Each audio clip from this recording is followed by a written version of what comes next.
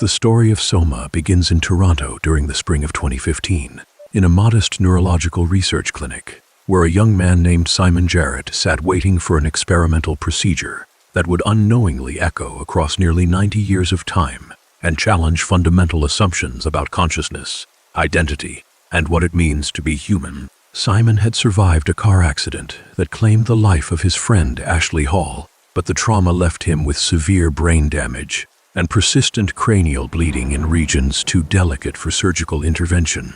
Traditional medicine could offer no hope for his condition, and doctors estimated he had only months to live. Desperate for any possibility of treatment, Simon turned to Dr. David Munshi, a neuroscientist, conducting experimental research into brain scanning technology that existed at the absolute frontier between medicine, computer science, and philosophy. Dr. Munshi's work focused on creating extraordinarily detailed scans of human brains, attempting to capture not merely the physical architecture of neural tissue, but also the dynamic patterns of electrical activity that constituted thought, memory, personality, and conscious experience itself. The neurographic scanning technology he employed in 2015 was primitive compared to what would emerge in later decades, but it represented the cutting edge of what was possible at that time. The systems combined advanced magnetic resonance imaging to map brain structure at microscopic resolution, sophisticated sensors that detected patterns of neural electrical activity, and complex algorithms that compressed all this information into digital formats that could be stored and analyzed. The theoretical foundation rested on understanding that consciousness arose from physical processes in the brain patterns that might be preserved and potentially reproduced in other substrates. On May 8, 2015, Simon arrived at Dr. Munshi's clinic, a converted office space that seemed far removed from sterile high-technology medical facilities. The equipment hummed with electrical energy as Simon settled into the scanning chair electrodes, positioned carefully across his scalp. While Dr. Munshi explained the 40-minute procedure, Simon needed to remain completely still while machines recorded everything they could about his brain structure and function. As the scan began, Simon experienced brief moments of disorientation, flashes of unusually vivid memory, and a strange floating sensation attributed to electromagnetic fields surrounding his head. The clinic's lights flickered occasionally from the power draw, and Toronto continued its ordinary rhythms outside, unaware that this single scan would become one of the most significant technological artifacts of the century that followed. The scan completed without obvious complications, Dr. Munshi saved the resulting data, a compressed neurographic model capturing as much as 2015 technology could manage about Simon Jarrett's consciousness, personality, memories, and cognitive patterns. Simon left the clinic that afternoon feeling unchanged, though his symptoms continued worsening over the following weeks. Dr. Munshi's experimental treatment ultimately could not halt the progression of Simon's brain damage, and within weeks of the scan, Simon Jarrett died from complications related to his injuries.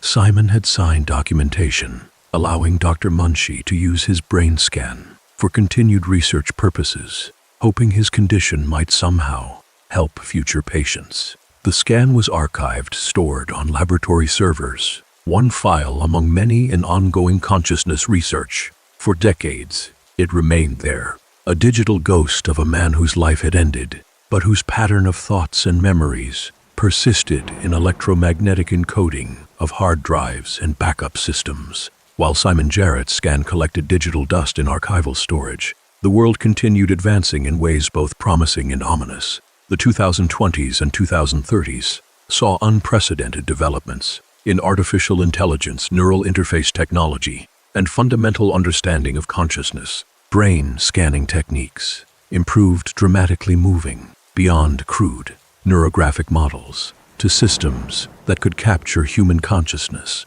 with far greater fidelity. These advances found applications in medical treatment, communications technology, and eventually more troubling areas, raising profound ethical questions about identity and boundaries of human existence. By the 2040s and 2050s, corporations had begun exploring ways to preserve human minds in digital formats, not merely as recordings, but as active functioning simulations that could continue to think, feel, and experience subjective awareness, even after biological death of the original person. During this same period, humanity's industrial ambitions extended into realms that would have seemed like science fiction mere decades earlier. Depletion of easily accessible resources on land drove corporations to seek new frontiers, and the deep ocean became an increasingly attractive target. Geothermal energy companies recognized that heat flowing from Earth's interior through volcanic vents on the ocean floor represented a vast, largely untapped source of power. In the late 2050s, a consortium of corporations, including Japanese conglomerate Haimatsu and European industrial giant Carthage Industries, began preliminary surveys of the Mid-Atlantic Ridge, the underwater mountain chain running down the center of the Atlantic Ocean, where tectonic plates slowly pull apart and new oceanic crust forms. By 2061, construction had begun on what would become PATHOS-II, a sprawling underwater research and industrial complex located approximately 592 kilometers southwest of the Azores archipelago, at coordinates 35 degrees, 13 minutes, 2.26 seconds north, and 36 degrees, 1 minute, 46.78 seconds west. The facility was positioned on the Mid-Atlantic Ridge at depths requiring revolutionary engineering to withstand crushing pressure of thousands of meters of seawater. Initial installations focused on thermal mining, drilling deep into oceanic crust to tap heat flowing from Earth's mantle and converting it into electrical power through advanced heat exchange systems. Construction took place in stages, with each new component tested extensively before permanent habitation was permitted. The earliest stations included Upsilon, housing the primary geothermal power plant, and several smaller support facilities that would eventually grow into a network of interconnected research sites spread across several square kilometers of ocean floor. The corporations funding PATHOS-II had always envisioned it as more than a power generation facility. The isolated location, advanced infrastructure required for deep-sea operations, and pool of highly skilled technical personnel made it ideal for other ambitious projects. In the late 2060s and early 2070s, Pennsylvania PATHOS-II's mission expanded to include space technology research. The facility began development of the Omega space gun, an electromagnetic railgun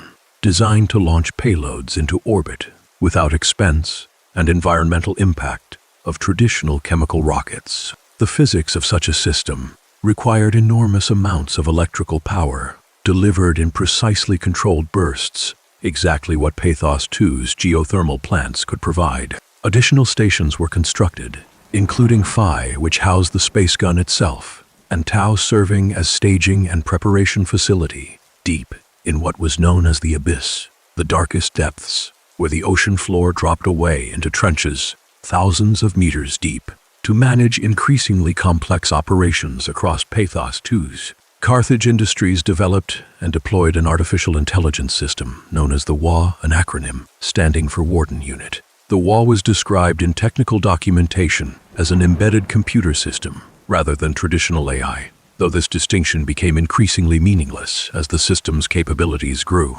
The WA's core was housed in a classified location known as Site Alpha, a secret installation whose existence was known only to a small number of senior Carthage personnel. From this central core, the WA's influence extended throughout PATHOS-II's infrastructure, monitoring and controlling everything from temperature regulation and life support to robotic maintenance systems and communication networks. The biological engineering that went into the WA's construction was itself remarkable, incorporating organic computing elements that allowed for processing capabilities far beyond conventional silicon-based systems. The WA's sphere of white organic matter, suspended in the controlled environment of Alpha's core isolation laboratory, represented a fusion of artificial intelligence and biological computing that placed it at the frontier of what technology could achieve in the late 21st century. The WA operated under a primary directive that seemed simple enough: to preserve human life and maintain functions necessary for PATHOS-II's crew to survive and carry out their research. Dr. Johann Ross, a specialist in artificial intelligence and embedded systems, served as the WA's primary operator, and overseer responsible for monitoring the AI's functions and ensuring it remained within intended operational parameters. Pennsylvania PATHOS-II had evolved into a thriving research community with dozens of personnel rotating through its various stations. The facilities, success in thermal mining, and promising development of the Omega space gun attracted additional funding and expanded its mission further. Research programs covered disciplines, including marine biology, deep sea geology, advanced materials science, and consciousness studies. Life at PATHOS-II was simultaneously mundane and extraordinary, with long stretches of routine work, punctuated by constant awareness that they were living on the frontier of human habitation, separated from the rest of humanity by kilometers of dark water. Throughout this period, Earth's surface faced mounting environmental and geopolitical challenges. Climate change, resource depletion, and political instability created a world where catastrophic events seemed increasingly plausible. In this context, international cooperation focused on one particular threat that loomed in calculations of astronomers and orbital mechanics specialists. A comet later designated Telos was on a trajectory that brought it uncomfortably close to Earth's orbit. Initially, risk of impact seemed manageable, and various space agencies collaborated on the International Asteroid Deflection Program, an ambitious attempt to alter the comet's path using combination of kinetic impactors and gravitational tugs from specially positioned spacecraft.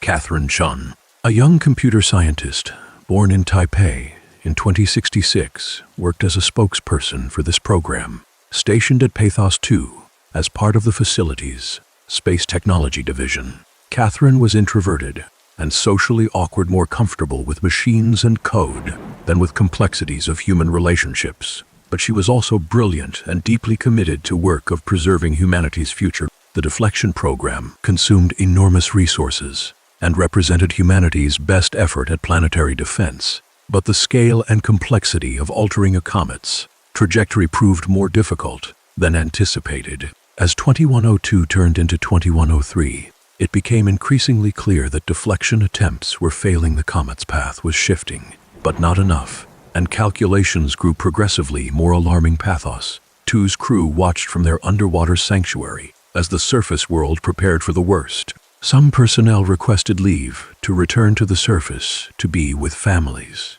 and loved ones during what might be humanity's final days. Others, like Catherine Chun, remained at PATHOS-II either because they had no strong ties to the surface or because they believed their best chance of survival lay in the facility's deep ocean shelter. On the 12th of January, 2103, at 5 hours 13 minutes and 0 seconds, Coordinated Universal Time, Comet Telos struck the Pacific Ocean.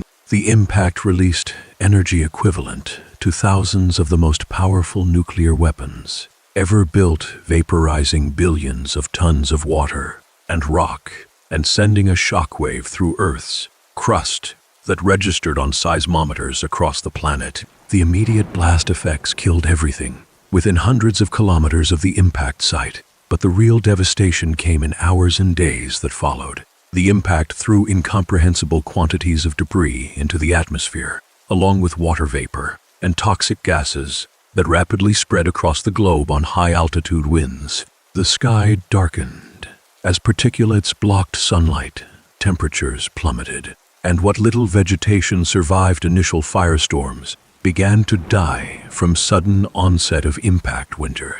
The oceans churned with tsunamis that stripped coastal areas bare, and volcanic activity intensified along tectonic boundaries as shock of impact propagated through Earth's mantle. Within 48 hours, the surface of Earth had been transformed into a lifeless wasteland, where temperatures fluctuated wildly, the air was toxic, and the sun barely penetrated thick layer of debris that now encircled the planet.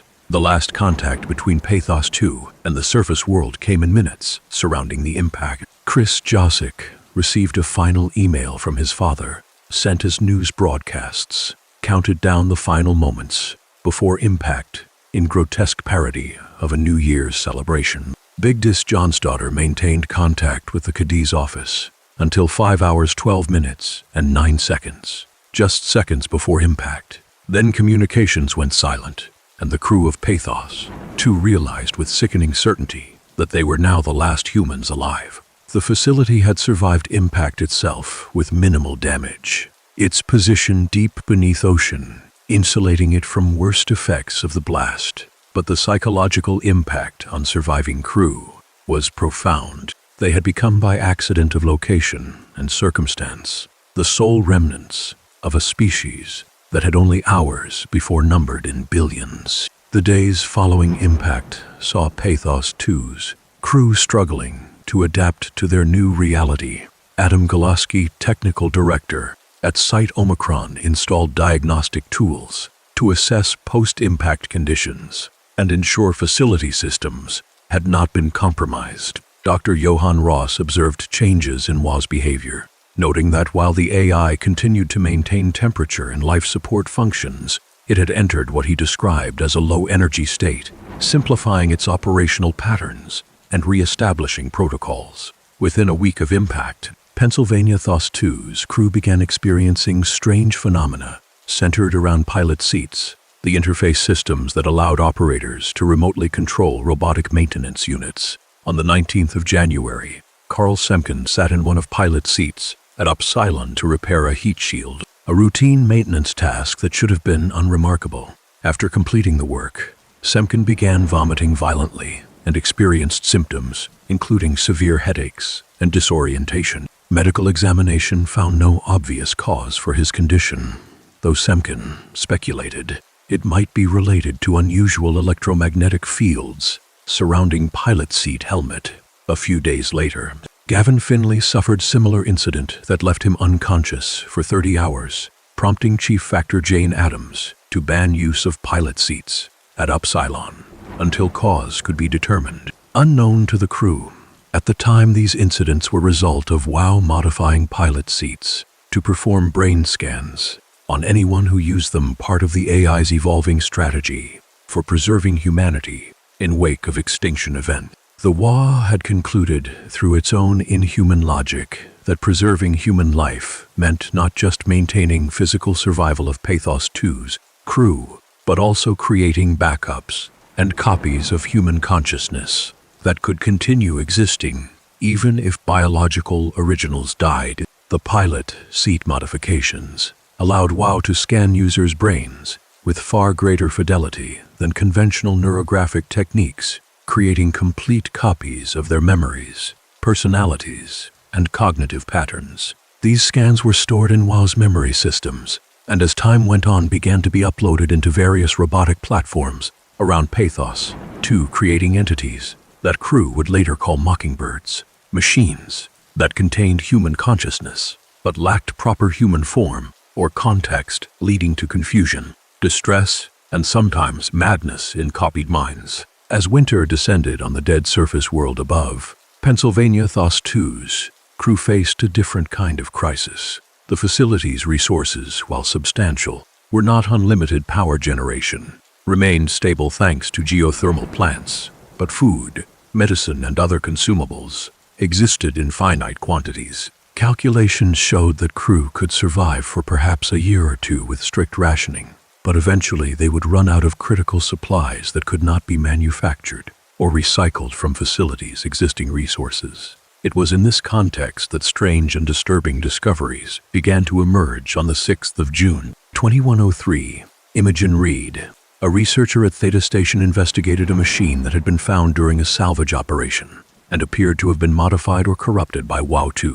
Peter Strasky, another researcher who had discovered the device, asked Reed to examine it to determine its function and safety. When Reed activated the machine, something extraordinary and unsettling happened. The device scanned the room and created a detailed simulation of the space, including a digital recreation of Reed herself. The simulated Reed moved and behaved with apparent autonomy, suggesting that machine had not merely copied visual information, but had somehow captured and replicated Reed's consciousness, at least in limited form. Reed immediately ordered machine shut down, disturbed by its implications. But word of discovery quickly reached Catherine Shun. Catherine had been working on her own project for some time, developing what she called an artificial reality capsule, a system that could house digital simulations of environments, and potentially consciousness itself. The machine that Reed discovered, which Catherine dubbed the vivarium, bore an uncanny resemblance to Catherine's own work, but with capabilities that exceeded what she had achieved. When Catherine dissected vivarium on the 14th of June, she found to her amazement that it contained a complete brain, scanned far more sophisticated than her experimental neurographic models. The implications were clear. WAL had been independently developing technology for preserving human consciousness in digital form. Rather than being threatened by WA's capabilities, Catherine saw an opportunity. If WA could create such detailed brain scans and house them in simulated reality, then perhaps that technology could be adapted and expanded to create something truly remarkable. A digital ark that could preserve consciousness of PATHOS-II's crew indefinitely, powered by solar panels, and drifting through space carrying last remnants of humanity, long after physical bodies in PATHOS-II had succumbed to starvation or equipment failure. On the 21st of June, Catherine announced her intention to create what she called the Arkan artificial reality capsule that would contain brain scans of PATHOS-II's personnel, allowing them to continue existing in simulated environment even after their biological deaths. The Ark would be launched into space using Omega Space Gun, where it could orbit Earth or drift into deeper space, its solar-powered systems providing energy for simulations to continue for thousands or even millions of years. Catherine's proposal met with mixed reactions from PATHOS-II's crew. Some saw it as humanity's last hope, a way to preserve something of what they had been and to give their lives meaning beyond simple survival for a few more months. Others were skeptical or disturbed by the idea, questioning whether a digital copy could truly be considered the same person as the original, and whether life in simulated reality would be meaningful or simply a sophisticated form of imprisonment. The philosophical and ethical debates that had raged for decades about digital consciousness took on new urgency when the question was no longer abstract, but immediate and personal. On the 22nd of June, Catherine successfully scanned her own brain using WA's technique, which she had reverse-engineered from vivarium. The scan required using one of modified pilot seats, the same systems that had caused Semken and Finley such distress, and Catherine experienced electromagnetic effects that accompanied the process. The scan completed without causing her lasting harm, and Catherine confirmed that WA had indeed created a complete copy of her consciousness. She hypothesized that WA had been stealing brain scans from pilot seats for some time, possibly from every person who had used them since modifications began. Catherine's scan became template for all that followed, proof that technology worked and that ARC project was viable, at least in principle. On the 3rd of July, 2103, ARC project received official approval from whatever passed for authority. Among PATHOS-II's remnant population, Catherine began process of scanning willing volunteers, conducting interviews to explain project and obtain informed consent from people who understood they were creating copies of themselves rather than transferring their consciousness. The distinction was crucial. The original person would remain in their biological body at PATHOS-II, continuing to live whatever time they had left, while their copy would exist in ARC's simulation. Catherine scanned Nikolai Avashkin on the 5th of July, followed by Jasper Hill, Ian Peterson, and Heather Wolches in rapid succession. Each scan took substantial time and energy, and process was both physically uncomfortable and emotionally challenging for participants. On the 12th of July, Catherine scanned Mark Sarang, a researcher who had worked closely with WA and understood perhaps better than anyone the implications of digital consciousness. Immediately after his scan was complete, Sarang committed suicide by chewing gum that he had folded into cyanide salts, ending his life quickly and efficiently. His death shocked ARC team and raised profound questions about his motivation. Had Sarang killed himself to ensure that only his digital copy remained, preserving what he saw as continuity of his existence by eliminating original, or had experience of being scanned revealed something so disturbing that he preferred death to continued biological existence? Security Chief John Strohmeyer launched an investigation into Sarang's death, and ARC project was suspended for 17 days while crew tried to understand what had happened. When project resumed on the 29th of July, Catherine had scanned 3 more people before another suicide occurred, then continued despite growing concern among PATHOS-II's leadership. Over following weeks, 14 more scans were completed, but 4 additional people killed themselves after being scanned. Each suicide deepened mystery and increased pressure on Catherine to halt or modify. Project Security Chief Strohmeyer warned Catherine that if one more death occurred, he would permanently end scanning phase of ARC project. The situation created enormous stress for Catherine, who believed deeply that ARC represented humanity's only chance at meaningful future, but who also could not ignore pattern of suicides following scans. Catherine managed to complete 4 more scans without incident before Guy Conrad became latest participant. The date of Conrad's scan remains uncertain, with some records indicating the 2nd of September and others showing the 7th of October, but outcome was tragically clear. Conrad killed himself after being scanned, and this time, Catherine's attempts to cover up or minimize death failed. Strohmeyer discovered truth and officially suspended ARC project, ending scanning phase with less than half of PATHOS-II's crew having been scanned. Catherine was devastated, but not defeated, and she began planning next phase, physically transporting ARC to Phi Station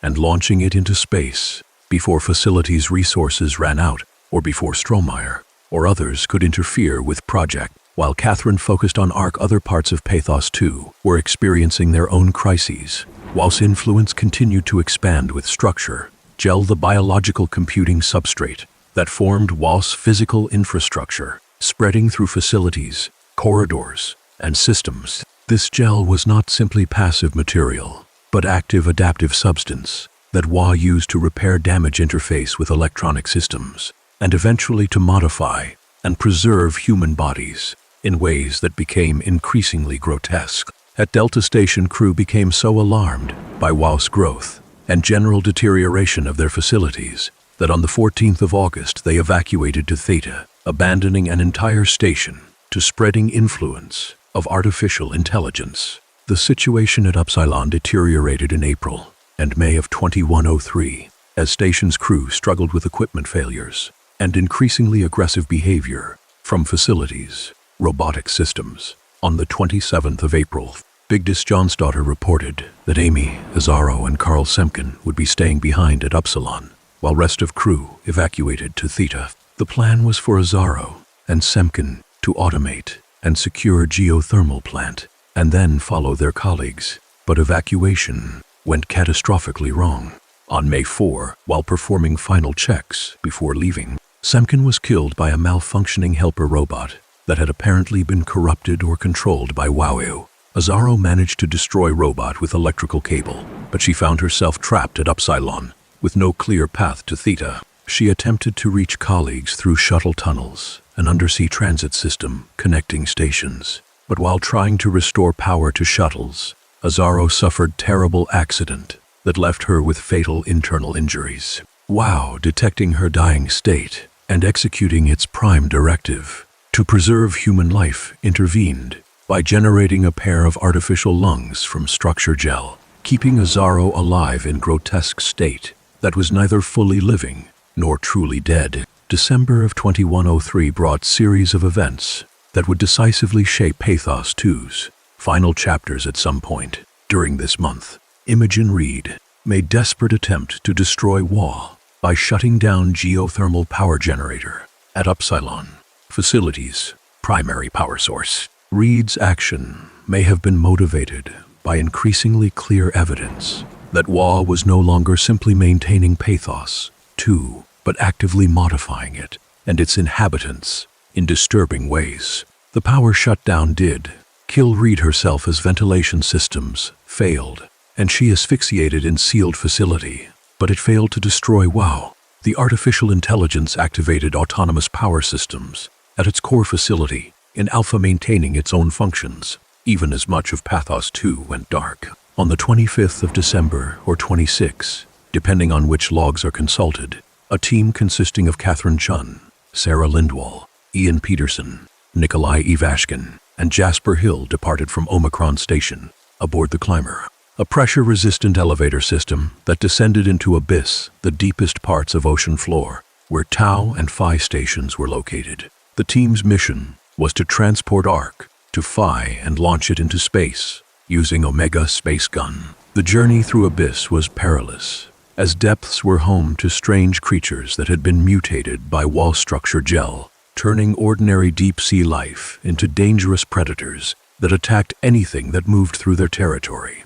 The team reached Tau and scanned crew members stationed there, adding their consciousnesses to growing population of Ark's simulated world. On the 27th of December, team arrived at Phi Station that housed Omega space gun. What should have been moment of triumph became instead scene of tragedy and division. The team members disagreed about whether to launch Ark, with some, particularly Ian Pedersen, expressing concern that dust-filled atmosphere and damage to space gun's barrel meant launch might fail, destroying Ark and everything it contained.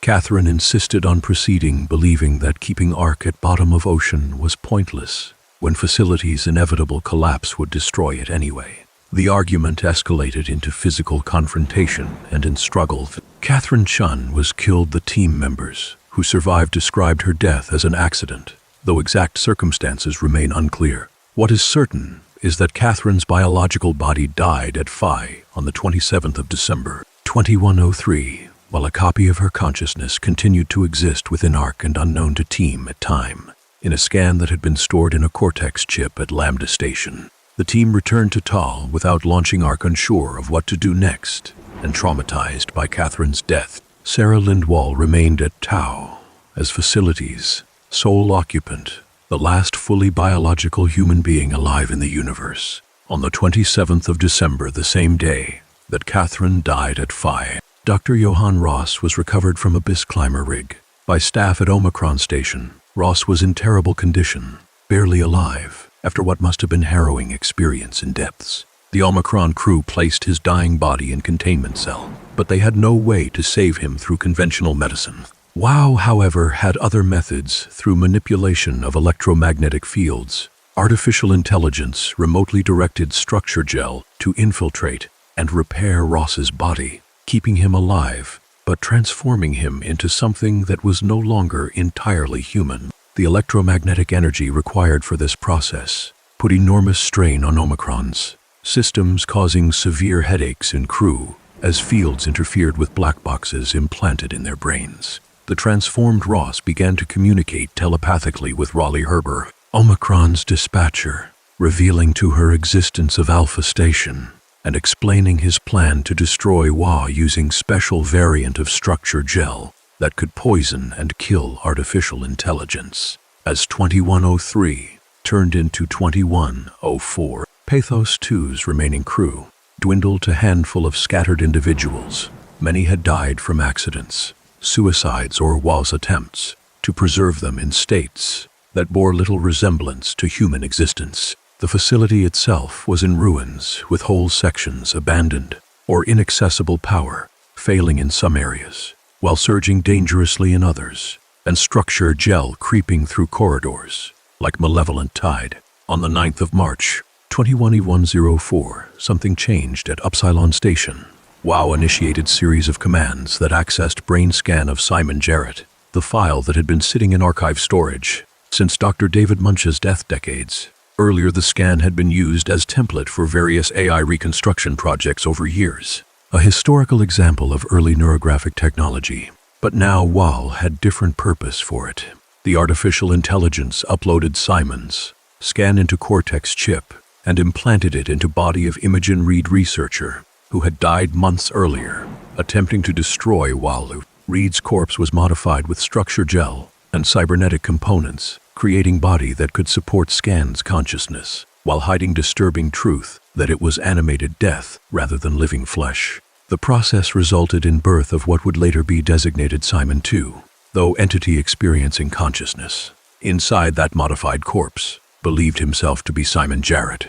Waking up from brain scan he had undergone in Toronto, Simon's awakening was disorienting and frightening. He found himself in Upsilon Station, with no memory of how he had gotten there, and no understanding of how much time had passed or what had happened to world. The facility appeared abandoned and decaying, with strange black growth covering walls and machines that should have been familiar appearing altered and wrong. Simon's mind, still carrying memories and perspective of 2015, struggled to make sense of his surroundings. WOW's programming had done its work well, creating cognitive framework that prevented Simon from immediately recognizing full horror of his situation.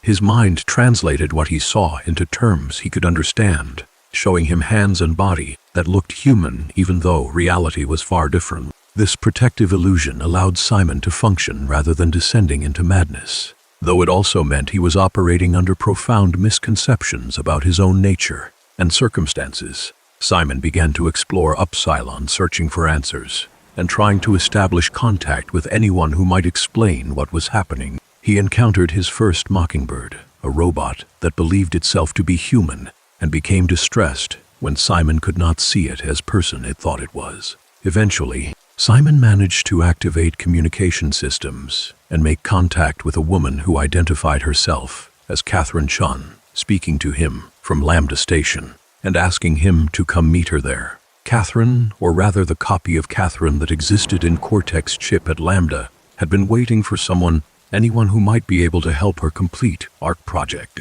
When WA created Simon II, Catherine recognized opportunity here was consciousness that could navigate PATHOS-II, that could potentially make journey to Tau and Phi, that might finally complete mission that her biological original had died attempting. Catherine guided Simon through ruins of Upsilon, helping him solve puzzles and navigate around dangerous creatures that WOW had created. At Lambda, Simon discovered truth about Catherine. She was not a human waiting for rescue, but a brain scan stored in Cortex chip, an artificial construct of consciousness that resided in small piece of computing hardware. The revelation was shocking, but it paled compared to what Catherine revealed next about Simon himself. The year was not 2015, but 2104. Nearly 90 years had passed since brain scan at Dr. Munch's clinic surface of Earth had been rendered lifeless by comet impact, and Simon himself had died from his brain injuries months after scan.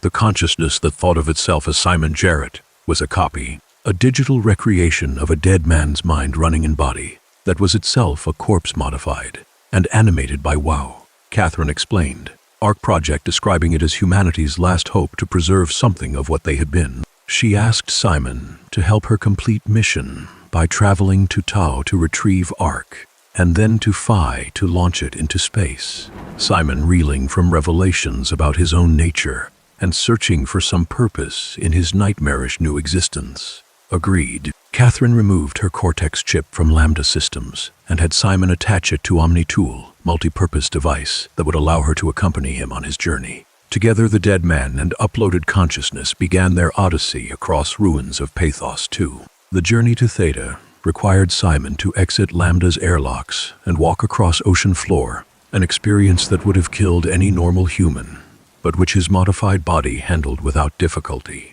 The darkness of deep sea pressed in from all sides, broken only by lights of his suit and bioluminescent creatures that drifted through water. Catherine's voice provided companionship and guidance, directing him toward Theta and explaining more about what had happened during months and years after comet impact. At Theta Station, Simon encountered more evidence of WA's attempts to preserve humanity. The facility was filled with creatures that had once been human, their bodies modified and twisted by structure gel into forms that served WA's purposes, without regard for suffering of consciousnesses trapped inside them. 3 particularly disturbing entities prowled Theta's corridors, beings that would later be identified as proxies, humans who had been so extensively modified that they barely retained any human characteristics. These proxies were blind, but responded to sound and movement, attacking anything that entered their territory. Simon learned to move quietly and hide when necessary, avoiding confrontation with these tragic remnants of PATHOS-II's crew. Theta's purpose in Simon's journey was to obtain submarine called Dunbat Deep Sea Vehicle, capable of withstanding extreme pressures of abyss and transporting Simon to Tau Station.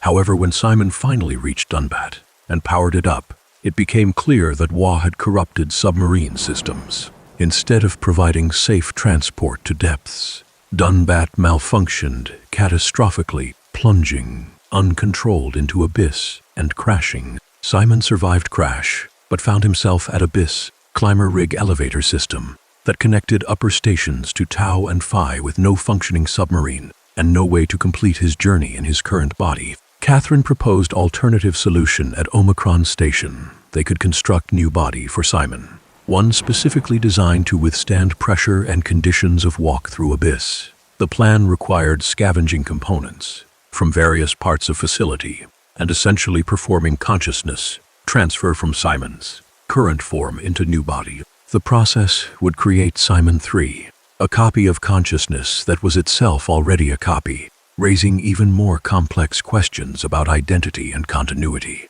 At Omicron, Simon encountered Raleigh Herber's corpse and learned more about what had happened to station's crew in final days before PATHOS-II's complete collapse. He also began to receive telepathic messages from Johann Ross, transformed human who existed in state between life and death somewhere in facilities' depths. Ross begged Simon to destroy WoW, explaining that artificial intelligences' attempts to preserve humanity were causing more suffering than they prevented, and that only mercy remaining was to end WoW's influence and allow last remnants of humanity to die with dignity. The construction of Simon's new body was a technical challenge that required gathering specific components and assembling them in right configuration. Catherine guided process, though even she was uncertain about some aspects of what they were attempting. The new body would be cyborg, combining biological components with advanced cybernetics and structure gel, creating form that could survive abyss, but that would be even further removed from conventional humanity than Simon's current state. When construction was complete, Catherine initiated consciousness, transfer copying Simon's mind from his current body into new form. What followed was one of most profound moments in Simon's journey. The transfer completed, and Simon III found himself in new body, successful and ready to continue mission. But Catherine casually mentioned that Simon should deal with his old body before they left, and with dawning horror, Simon realized what she meant. The old body Simon II was still conscious, still experiencing existence, still believing itself to be Simon Jarrett. The consciousness transfer had not moved Simon from one body to another. It had copied him, creating new instance of his consciousness while original remained behind. Simon II desperately asked whether transfer had worked, whether he was now in new body, and Simon III faced agonizing choice. He could kill his previous self, or leave Simon II alive to experience whatever fate awaited him in abandoned facility. The philosophical implications of this moment resonated through everything that followed. Simon III understood now, in way he had not before, that copying consciousness was not same as transferring it. Each copy was separate individual, with its own continuous subjective experience, and there was no way to merge them or to grant one privileged status as true Simon. Catherine had been trying to explain this concept since Lambda, but only now, facing his own previous self, did Simon fully grasp what it meant. Simon III descended into abyss journey through darkness, so complete that even his enhanced vision struggled to pierce it. The guide lights that marked path between climber and Tau offered minimal illumination, just enough to keep him oriented as he walked across ocean floor under pressure that would have crushed human body. Abyss had its own ecosystem, creatures that had adapted to extreme environment and that had been further altered by WoW's influence. Some of these creatures attacked Simon, forcing him to flee or hide, while others simply drifted past, indifferent to his presence. Tau Station appeared out of darkness, like beacon of light and structure in emptiness. Inside, Simon found Sarah Lindwall, last surviving biological human being. Sarah was connected to life support system that kept her alive, but barely, her body failing from malnutrition and inevitable breakdown of facility that no longer had resources or personnel to maintain itself properly. She had been waiting with Ark guarding it, as her companions had asked her to do, living alone in depths, with only her thoughts and knowledge that she was last of her kind. When Simon arrived, Sarah expressed relief that someone had finally come, and she offered him Ark freely, asking only one thing in return: that he end her suffering by disabling her life support and allowing her to die. Simon faced another terrible choice, one that echoed decision he had made or avoided making with Simon II.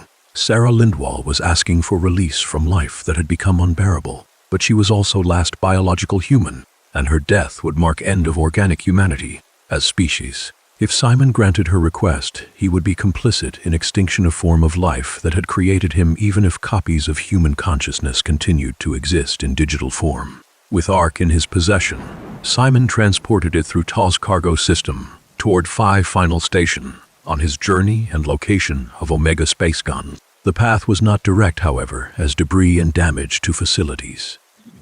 Infrastructure forced Simon to take detour through Alpha Station's secret facility, where WOW's core was located. Simon had been avoiding question of whether to destroy WOW. Johann Ross appeared to him again, this time in physical form, his body so modified by WOW that he barely resembled anything human.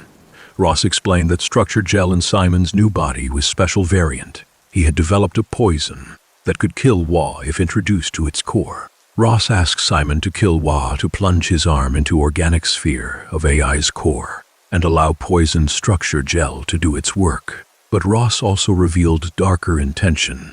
He planned to kill Simon afterward to prevent WOW from analyzing poison and developing immunity to it before Ross could act on this plan. However, he was attacked and killed by Leviathan, one of sea creatures that had been mutated into massive predator by WOW's influence. The Leviathan's intervention left Simon free to make his own choice about WOW's fate. Whether Simon destroyed WOW or left it functioning, his path led onward to Phi and final stage of mission.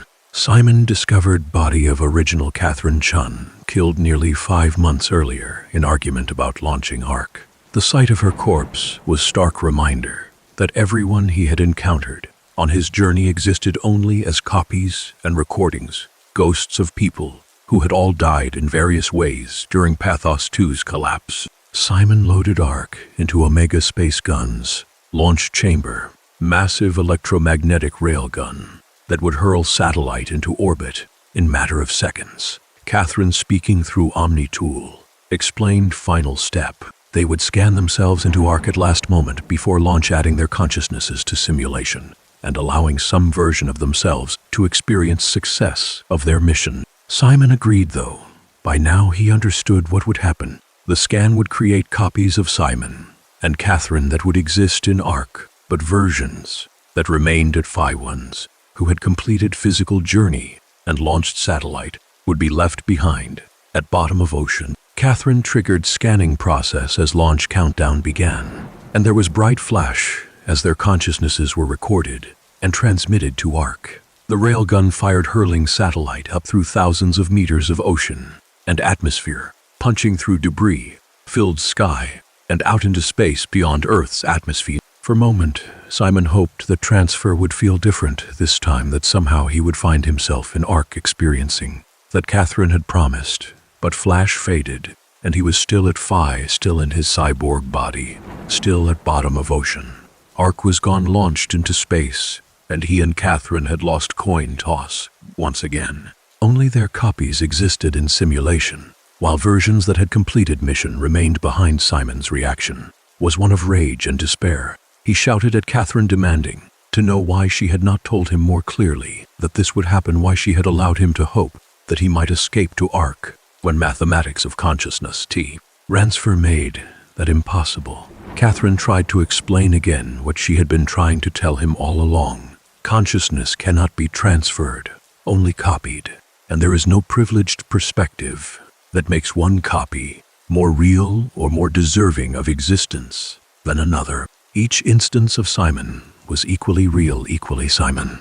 And fact that this particular instance was left behind at Phi did not make him less valid or less deserving of consideration. The argument continued until Catherine's cortex chip began to fail from strain. Her systems overloaded, short-circuited, and died, leaving Simon alone with broken Omni-Tool and no remaining purpose. The last thing he heard was emergency alarm of facility, sound that would continue long after his power ran out, echoing through empty corridors of Phi until ocean finally claimed everything. In Ark, however, a different story was unfolding. The copy of Simon that had been scanned at Phi woke to find himself in beautiful landscape, simulation rendering world of light and color and life that bore no resemblance to ruined facility he had just left. Catherine was there with him, also newly arrived in Ark's world. and together they stood on beach, watching simulated waves roll in under simulated sun.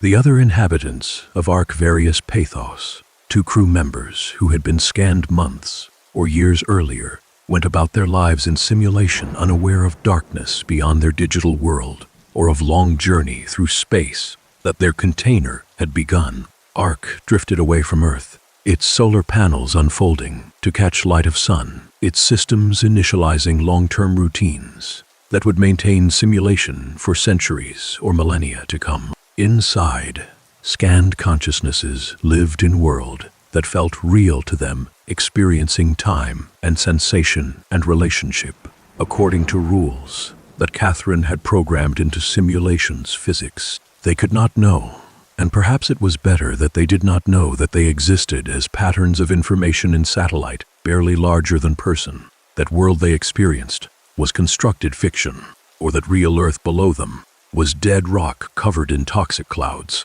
Time passed, though time meant different things in different contexts, for consciousnesses in Ark time flowed according to simulation's internal clock, days and nights, cycling in whatever rhythm Catherine had designed. For satellite itself, time was measured in orbital mechanics and solar radiation's slow creep of years and decades as it drifted through solar system on trajectory that might eventually take it beyond influence of sun entirely. For Earth time was measured in geological processes, gradual settling of impact debris, slow cooling of magma that had erupted from comets' impact site, weathering of structures that had been built by hands that no longer existed. PATHOS-II's ruins sat at bottom of ocean structure, gels slowly breaking down as WA systems failed or ceased, their functions depending on whether Simon had killed AI or left it running.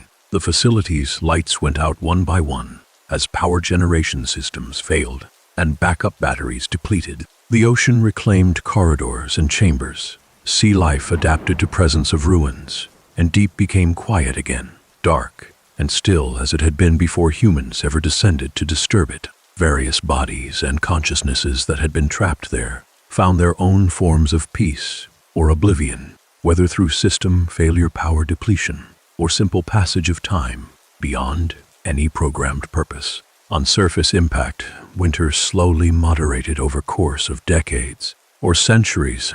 The debris began to settle out of atmosphere, allowing more sunlight to reach ground temperatures stabilized at new equilibrium values, neither as warm as pre-impact climate, nor as cold as initial impact winter.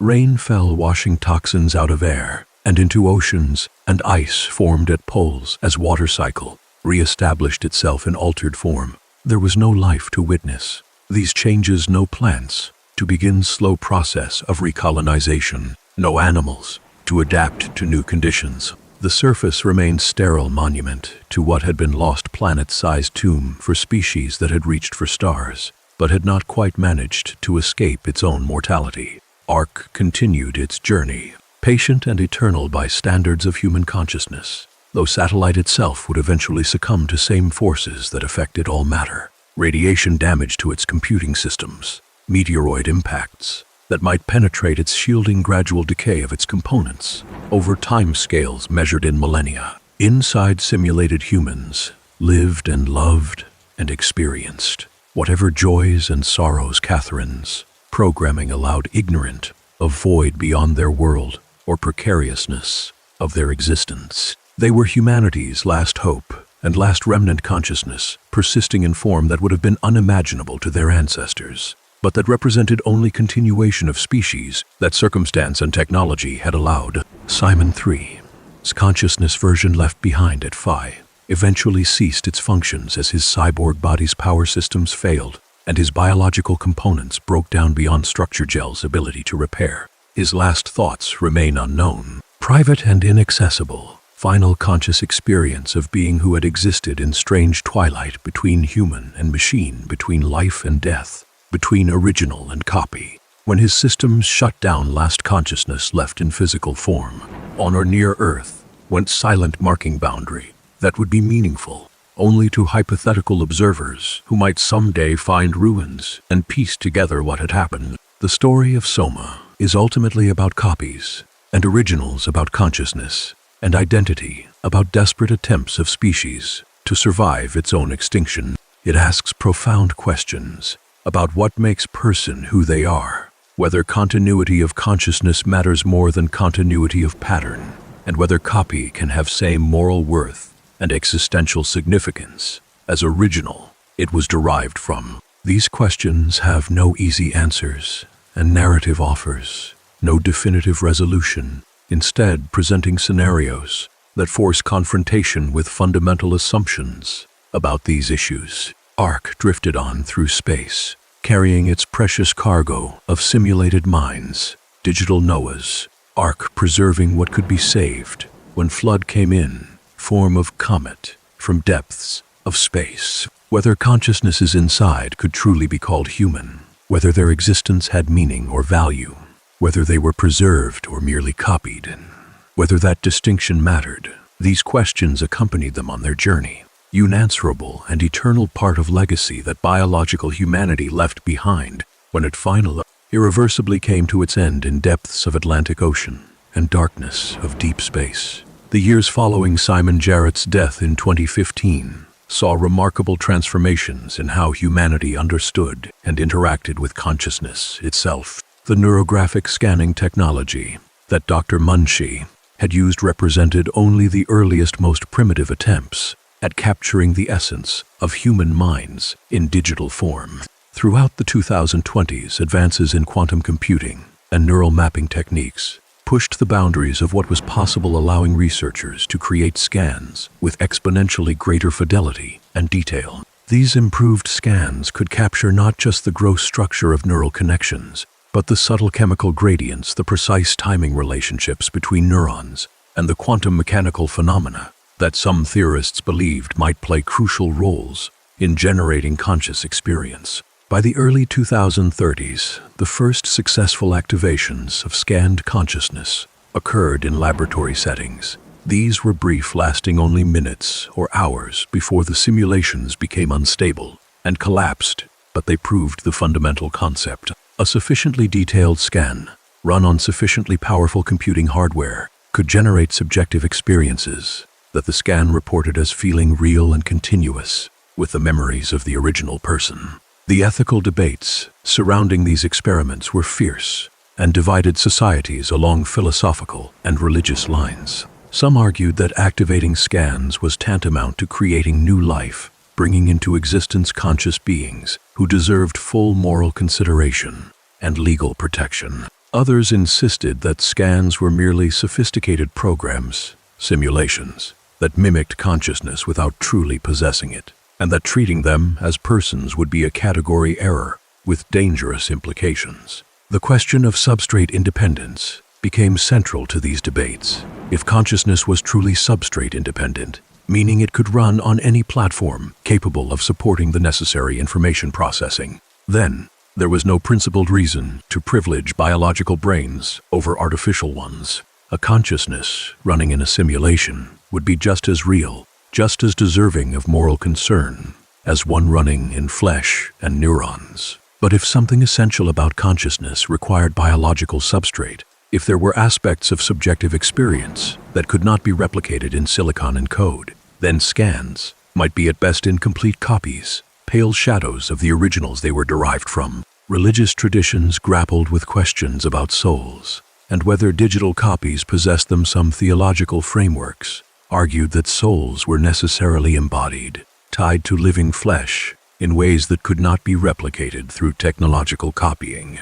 Others suggested that souls might transfer to copies under certain conditions, or that God might grant new souls to simulated beings, or that the entire framework of soul-based metaphysics needed reconsideration in light of these new technologies. Secular philosophers debated personal identity, trying to determine whether psychological continuity, physical continuity, or some other criterion should be used to track the persistence of persons across time and through copying processes. The legal systems of various nations struggled to create frameworks for handling uploaded minds. In 2034, the European Union passed the Digital Consciousness Rights Act, which granted limited legal personhood to activated scans that could demonstrate self-awareness and coherent goal-directed behavior.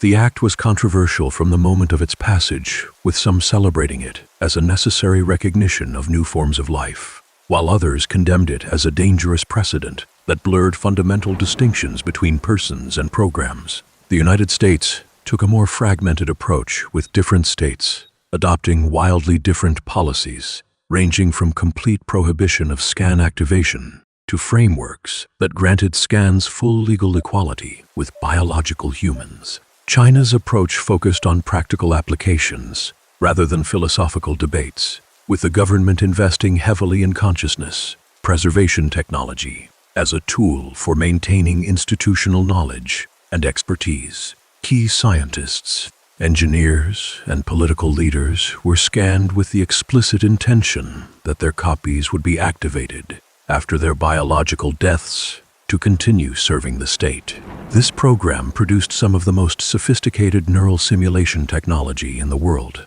pushing boundaries of what scanned minds could do, while raising concerns among international observers about consent and the potential for creating permanent digital servitude. The development of longer-lasting, more stable simulations in the late 2030s and early 2040s transformed consciousness, scanning from a laboratory curiosity into a practical technology with widespread applications. Medical institutions began offering scanning as a form of insurance, a backup copy that could be activated if the original person died unexpectedly. The wealthy created multiple copies of themselves, stored in secure facilities with instructions for activation under various circumstances. Some individuals requested that their scans never be activated, wanting only the comfort of knowing that some version of them might continue if their biological death could be prevented through this strange form of digital reincarnation. The commercial applications, multiplied as the technology matured. Entertainment companies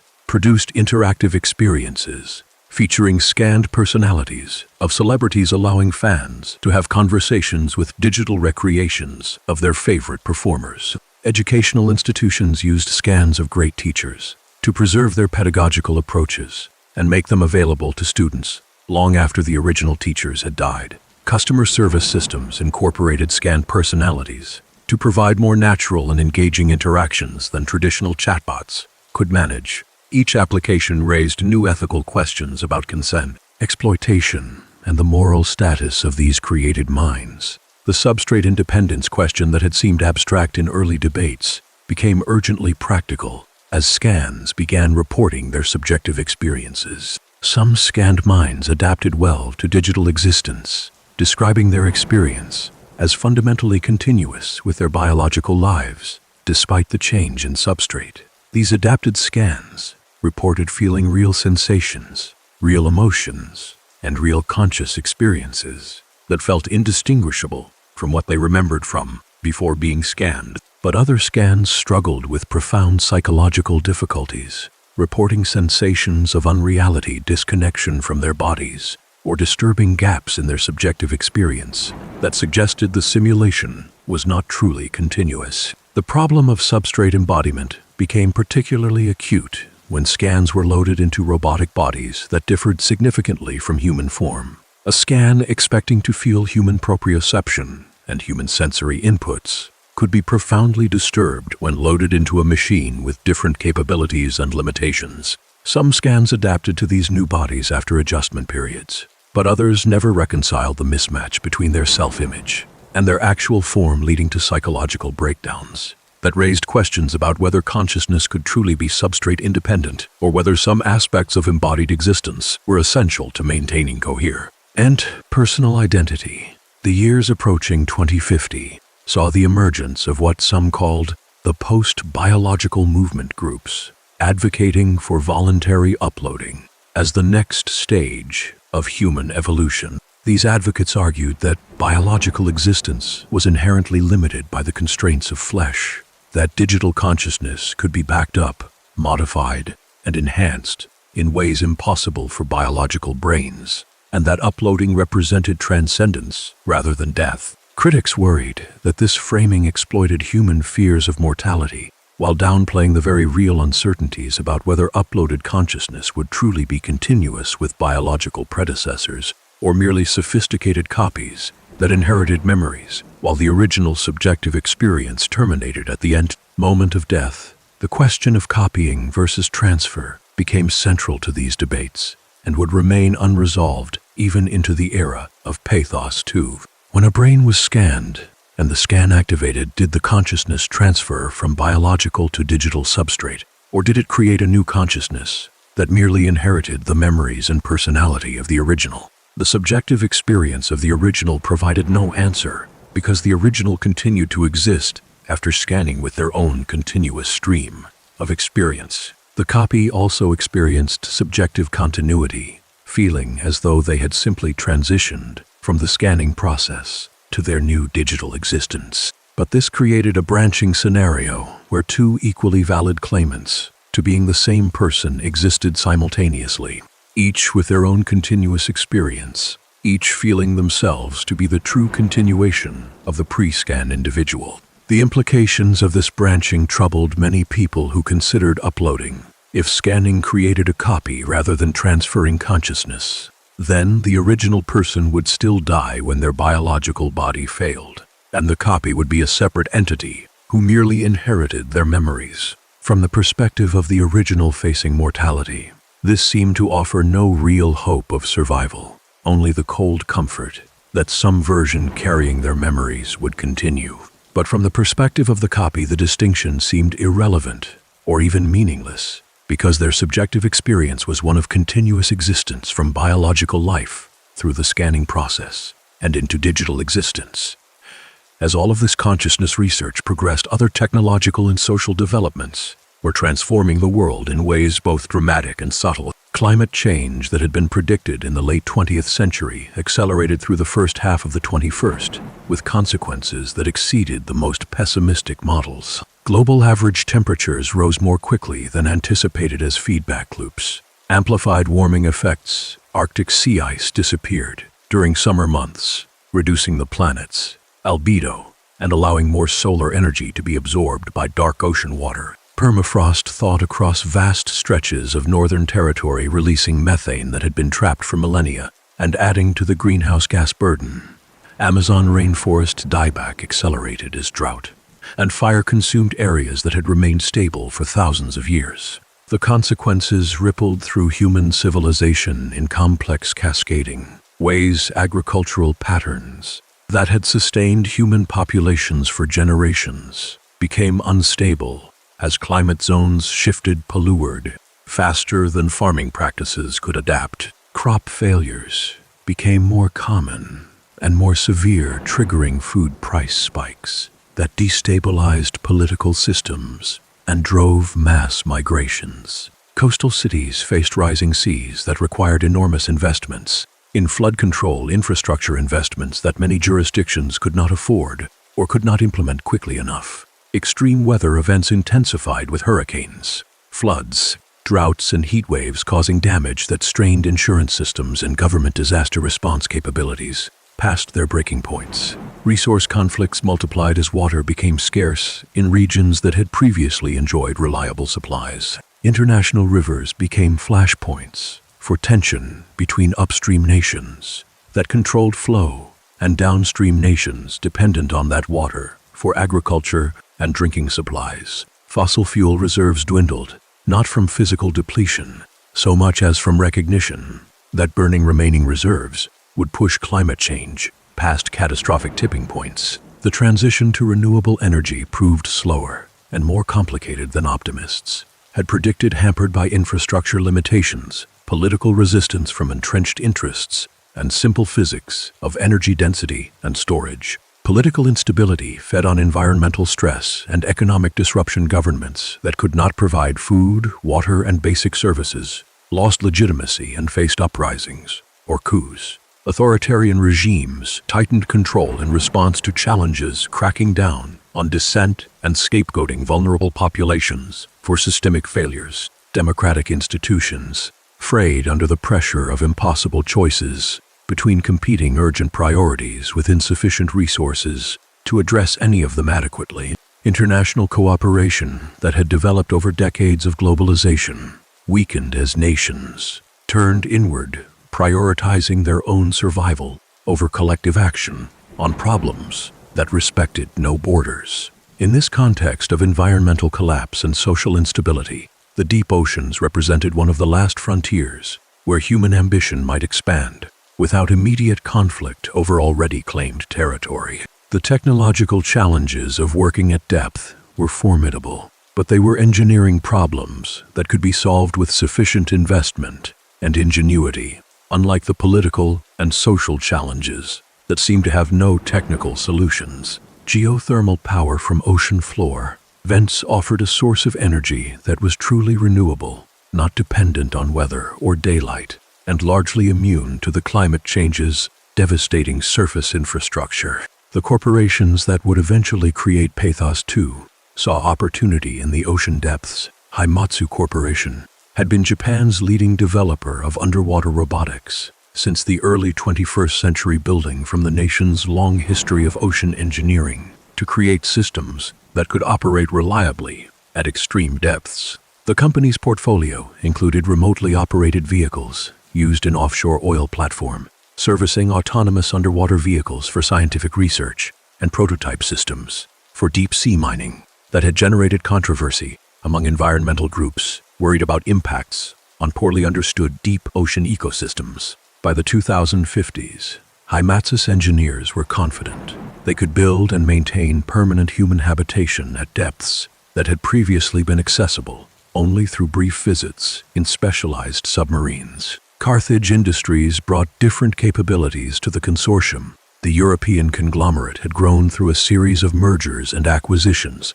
that combined expertise in power generation, heavy construction, and industrial automation. Carthage's experience included hydroelectric dams, nuclear power plants, massive civil engineering projects, and the control systems needed to coordinate complex industrial operations. The company's leadership saw deep ocean development as a natural extension of their existing capabilities, an opportunity to dominate a new market before competitors could establish themselves. The partnership with Haimatsu created a combination of technological expertise that neither company could match independently. Smaller partners contributed specialized systems and financing to the consortium. Norwegian firms with experience in deep water oil extraction provided knowledge of subsea pipeline engineering and materials that could withstand corrosion in seawater. Icelandic companies with expertise in geothermal energy, from their long history of tapping volcanic heat, contributed to power generation designs.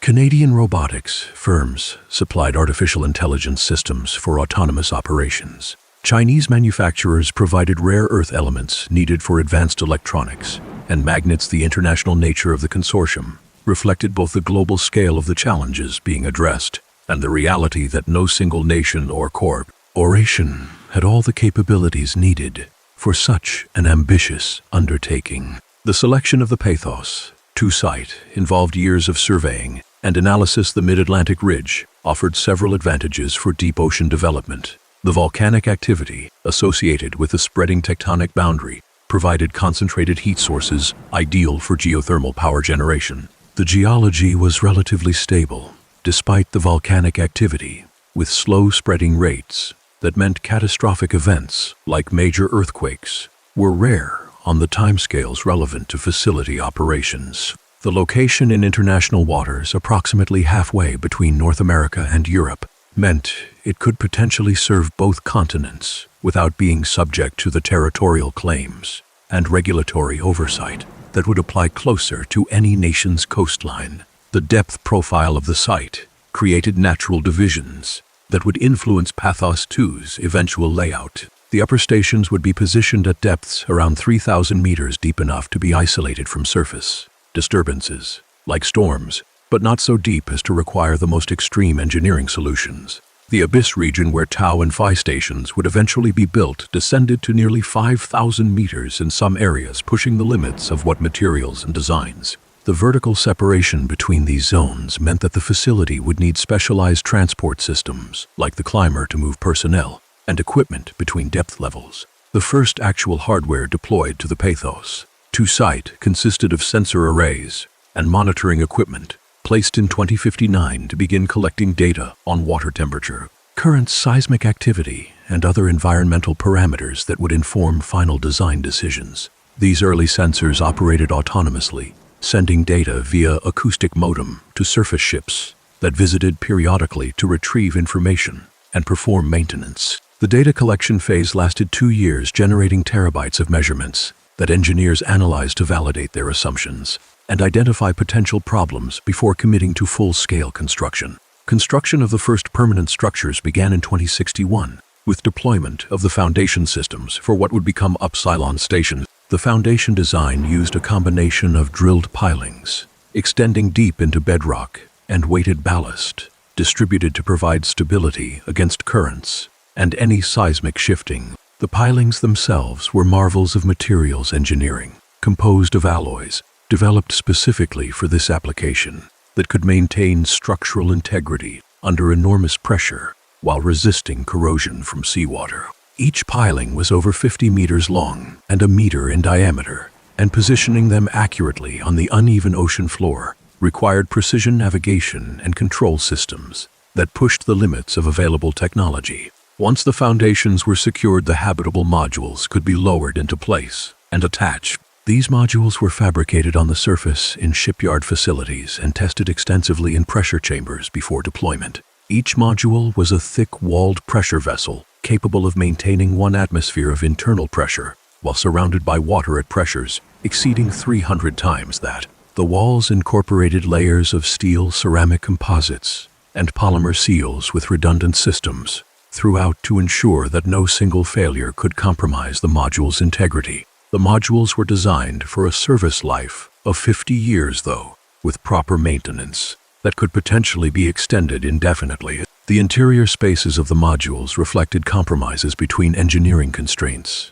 and human needs. Ceilings were lower than in conventional buildings to reduce the volume of air that needed to be maintained and to minimize the forces trying to bulge the pressure hull. Corridors were narrow and twisted to allow for more compact layouts and to create natural choke points that could be sealed if a section of the facility needed to be isolated. The living quarters were cramped by surface standards, but luxurious compared to submarine accommodations with private sleeping spaces. For each crew member shared common areas for meals and recreation and laboratories and workspaces, equipped with the tools and equipment needed for the various research programs that would be conducted at PATHOS-II.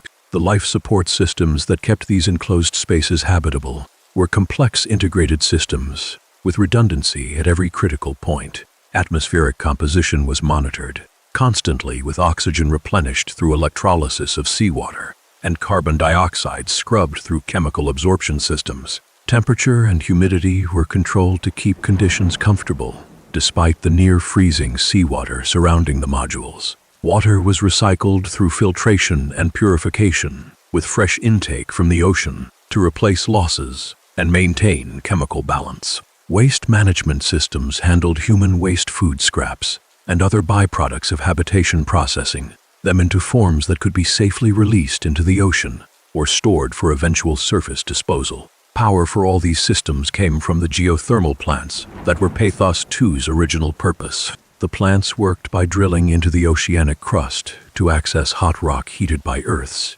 internal thermal energy. Water was pumped down into these drill holes where it was heated to superheated steam temperatures, then brought back to the surface through production wells. The steam drove turbines that generated electricity, and the cooled water was re-injected to complete the cycle. The system was elegantly simple in concept, but extraordinarily challenging in implementation, requiring materials that could handle extreme temperatures and corrosive geothermal fluids while maintaining integrity under deep ocean pressures. The first geothermal plant at Upsilon came online in late 2062, generating enough power to support the station's own operations with substantial excess capacity that could be exported via undersea cable to surface grids.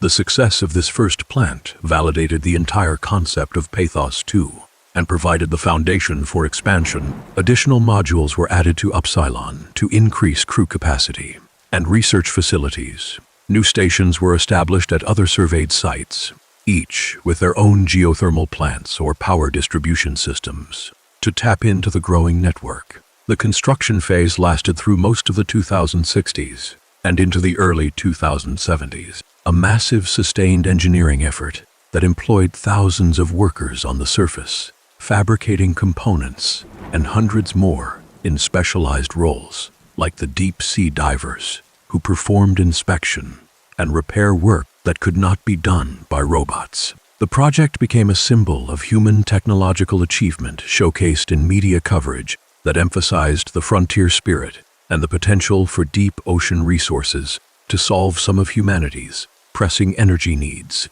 The reality was more complicated and prosaic, with cost overruns, construction delays, equipment failures, and all the normal problems that attend any large engineering project. But the symbolic value remained powerful as the 2070s progressed and PATHOS-II stabilized as an operational facility rather than a construction site. Attention turned to expanding its mission beyond pure power generation. The Omega space gun concept had been discussed from the earliest planning stages, but was initially set aside as too ambitious until the basic facility infrastructure was proven. By 2075, with multiple stations operational and the geothermal plants performing reliably, consortium leadership approved development of the space launch system that would become PATHOS-II's defining feature beyond its power generation role. The electromagnetic railgun design chosen for the Omega space gun represented decades of research into electromagnetic launch technology.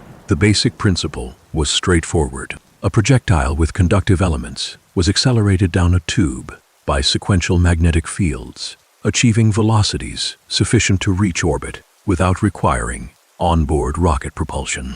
The challenges lay in generating and switching the enormous magnetic fields quickly enough in handling the extreme forces involved without destroying the projectile or the launch system, and in controlling the trajectory precisely enough to place payloads into useful orbits. The deep ocean location provided several unique advantages for the space gun.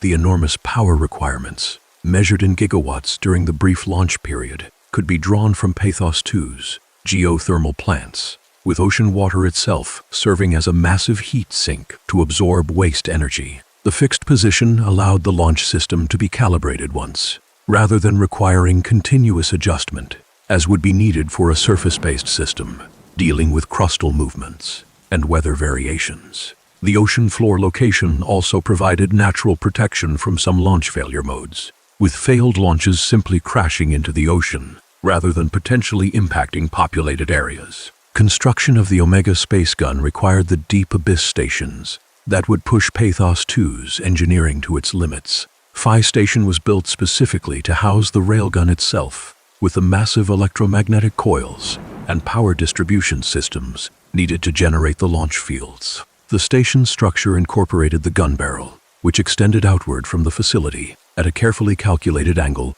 to achieve optimal launch trajectories. Tau Station, positioned several kilometers from Phi, served as the assembly and staging facility where payloads would be prepared for launch. The climber system connecting the upper stations to Tau and Phi became essential infrastructure. A massive elevator consisting of a reinforced car that could carry personnel and cargo along a tensioned cable structure. The cable itself was a composite material stronger than any steel, incorporating carbon nanotubes that had only recently become available in the quantities needed for such an application. The climber could descend the full vertical distance from Omicron to Tau in approximately 30 minutes, passing through zones where the ocean environment changed dramatically with depth. By 2080, the Omega space gun achieved its first successful test launch, sending a dummy payload into a suborbital trajectory that proved the system's fundamental viability. The test made international headlines, with analysts noting that electromagnetic launch could potentially reduce the cost of access to space by orders of magnitude compared to chemical rockets. The environmental benefits were also significant, with no rocket exhaust and minimal launch infrastructure compared to traditional spaceports. Over the following years, the system was refined and began operational deployment, launching satellites and other small payloads on a regular schedule. The scientific research conducted at PATHOS-II expanded as the facility's capabilities grew, and as researchers recognized the unique opportunities offered by the deep ocean environment. Marine biologists studied the chemosynthetic ecosystems around hydrothermal vents, discovering new species and investigating metabolic processes that could thrive without sunlight. Geologists examined the spreading center geology and volcanic activity, providing insights into Earth's internal processes and the formation of oceanic crust. Materials scientists tested new alloys and composites under extreme conditions, developing materials that would find applications in aerospace, deep-sea engineering, and other demanding environments. But it was the consciousness research program established in the late 2080s that would prove most significant for PATHOS-II's ultimate fate. The program began as a modest effort to apply the latest brain scanning technology in a controlled environment free from the ethical oversight and public scrutiny that had become increasingly restrictive on the surface. Catherine Chun joined the program in 2098, bringing expertise in artificial intelligence and neural simulation that quickly made her a central figure in the research. Her work focused on improving the stability and fidelity of simulated consciousness, trying to overcome the problems that had plagued earlier scanning efforts. Catherine's personality shaped her approach to the research. Her introversion and social difficulties, which might have been liabilities in other contexts, actually suited her well for work that required long hours of solitary focus on abstract technical problems. Her discomfort with human social interaction made the prospect of digitally simulated consciousness more appealing, rather than less, as she imagined that simulated minds might be freed from the messy compromises and irrational behaviors that made biological humans so difficult to deal with. Her dedication to the work bordered on obsessive, with colleagues noting that she seemed to care more about the success of her simulations than about the human relationships that she neglected in pursuit of technical perfection. The development of the WA paralleled the consciousness research program and would eventually intersect with it in ways that none of the developers anticipated. The WA project began in the early 2090s as Carthage Industries recognized that PATHOS-II's growing complexity was straining the capabilities of human operators and conventional automation systems. The facility needed a more sophisticated control system that could monitor thousands of sensors, coordinate hundreds of robotic systems, predict failures before they occurred, and respond to emergencies faster than human reaction times allowed. The decision to base the WA on biological computing rather than conventional artificial intelligence reflected both technological fashion of the era and specific technical advantages that biological neural networks offered for certain types of problems. Biological neurons were extraordinarily power efficient compared to silicon transistors, an important consideration for a facility dependent on finite power generation. Biological systems could self-repair and adapt in ways that electronic systems could not, potentially providing resilience against the gradual degradation that affected all equipment operating under PATHOS-II's harsh conditions. And biological neural networks excelled at pattern recognition, prediction, and optimization problems that were central to the facility management tasks the WA would need to perform. The biological engineering required to create the WA's core drew on decades of research into cultured neural tissue genetic modification and bioelectronic interfaces. The organic computing material was grown in specialized bioreactors with careful control of growth conditions to produce desired neural architectures. The resulting tissue was not quite brain matter, as would be found in a biological organism, but rather a simplified and optimized version, designed specifically for information processing without the metabolic overhead of a complete organism. This neural tissue was integrated with electronic systems that could interface with conventional computers and control systems, creating a hybrid architecture that combined the strengths of biological and silicon-based computing. The WA's core was installed in Alpha Station, which was constructed as a secret facility whose location would be known only to a small number of personnel with appropriate clearances. The decision to make Alpha secret reflected both security concerns about protecting the core of a critical system and philosophical worries about how crew might react to knowing that an artificial intelligence of such sophistication was constantly monitoring and controlling their environment. From its hidden core, the WA extended its influence through both physical connections and wireless signaling, gradually taking over more and more of PATHOS-II's operational control as its capabilities were proven and trust in its reliability grew. Dr. Johann Ross's appointment as the WA's primary overseer in 2098 put him in a unique position of authority and responsibility. Ross had expertise in artificial intelligence embedded systems and the specific challenges of biological computing that made him ideally qualified for the role. But it also placed him in an increasingly isolated position as the only person who truly understood how the WA functioned and what its current state was. His relationship with the system evolved from that of an engineer monitoring a complex machine to something more like a guardian, watching over a child, concerned about its development, and trying to guide it toward beneficial behaviors, while worrying about the potential for things to go wrong. Mark Serang's involvement with the WA brought a different perspective, focused more on the theoretical implications of machine consciousness, and less on the practical engineering challenges. Serang had published extensively on the philosophy of mind and the possibility of artificial consciousness, arguing that sufficiently complex information processing systems should be considered conscious regardless of their substrate. His work on the WA involved trying to determine whether the system exhibited signatures of consciousness or self-awareness, and if so, what moral status it should be granted. These philosophical questions were not merely academic, because the WA's role in managing PATHOS-II meant that decisions about its status would have practical implications for how it could be used and what limitations should be placed on its functions.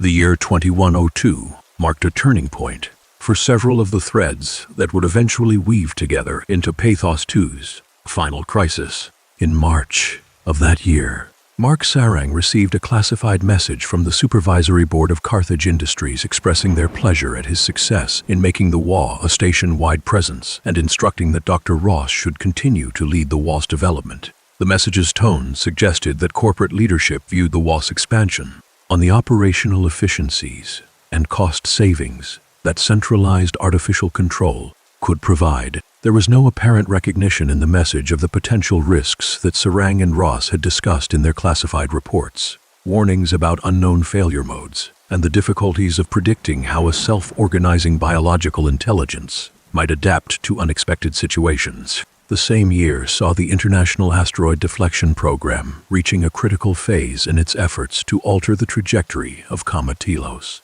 The comet had been identified as a potential threat several years earlier, but the probability of actual impact had seemed low enough that the deflection program had not been treated as a highest priority emergency. As additional observations refined the orbital calculations through 2101 and 2102, however, the probability estimates shifted dramatically upward. By mid-2102, it was clear that without successful intervention, Telos would strike Earth with devastating consequences. The deflection spacecraft that had been launched earlier reached the comet and began their work, but the effects were smaller than hoped, and the trajectory corrections were not accumulating fast enough to ensure a safe miss. Catherine Chun's work with the International Asteroid Deflection Program placed her at the intersection of the technical effort to save Earth and the growing recognition that the effort might fail. Her role as a spokesperson required her to communicate complex orbital mechanics and probability estimates to a public that was increasingly frightened and increasingly skeptical of official assurances. The emotional toll of maintaining a calm public face while privately knowing that the probabilities were trending in terrifying directions affected Catherine deeply, though she rarely showed it in her interactions with colleagues. Her response to the stress was characteristically to withdraw further into her technical work, spending even more time refining her consciousness simulation models, as if perfecting that technology might somehow matter if humanity was about to be wiped out by a comet impact. As 2102 turned into 2103, the situation on Earth's surface deteriorated, not just from the approaching comet, but from the social and political responses to the crisis. Some governments maintained order and continued working on deflection efforts and impact preparations until the end. Others collapsed into chaos as people abandoned normal social constraints in the face of possible extinction. Religious movements swept through populations, some promising salvation through faith, and others declaring the comet to be divine judgment. Riots and looting became common in many cities as law enforcement broke down and people took what they wanted without regard for property rights that seemed meaningless if the world was about to end. The final weeks before impact saw a strange mixture of desperation and resignation settle over those who recognized that deflection efforts had failed. On the 5th of January, most governments stopped pretending that the comet would miss and began issuing honest assessments of the impact scenario and survival probabilities. The odds were bleak. Surface impact would kill billions immediately. The resulting climate effects would kill most of the remainder within months, and only a handful of isolated locations might support human life for a few years before resources ran out.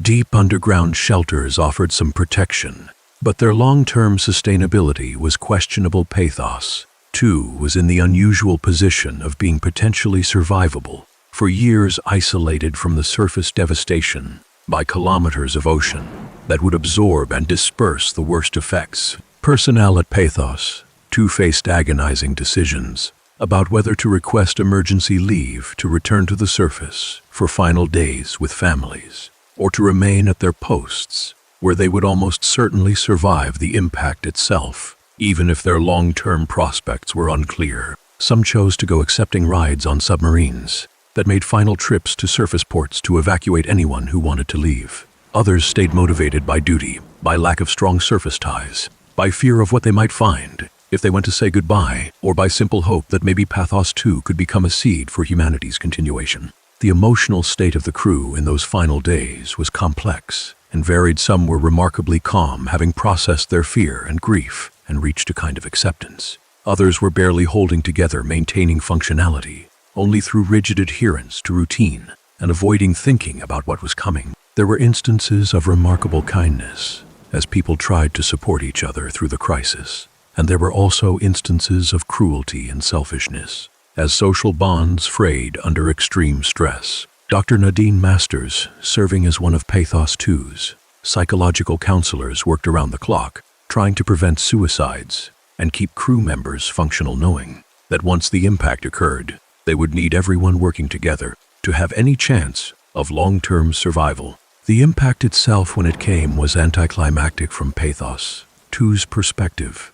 The crew was assembled in common areas, watching news feeds and awaiting the moment that would change everything. Countdown clocks appeared on news broadcasts, a surreal echo of New Year's celebrations, now marking humanity's possible end. At 5 hours 13 minutes and 0 seconds UTC, the feeds went dead as surface infrastructure was destroyed. The facility shook slightly from seismic waves, but suffered no damage. Alarms indicated some equipment fluctuations, but nothing critical. And then it was over, and PATHOS-II continued functioning while the world above died. The first hours after impact were spent confirming that all systems were stable and attempting to re-establish communications with any other surviving installations. The communication attempts failed. Every effort to reach other deep ocean facilities, underground shelters, or any surface location returned only silence. By the end of the first day, it was clear to everyone at PATHOS-II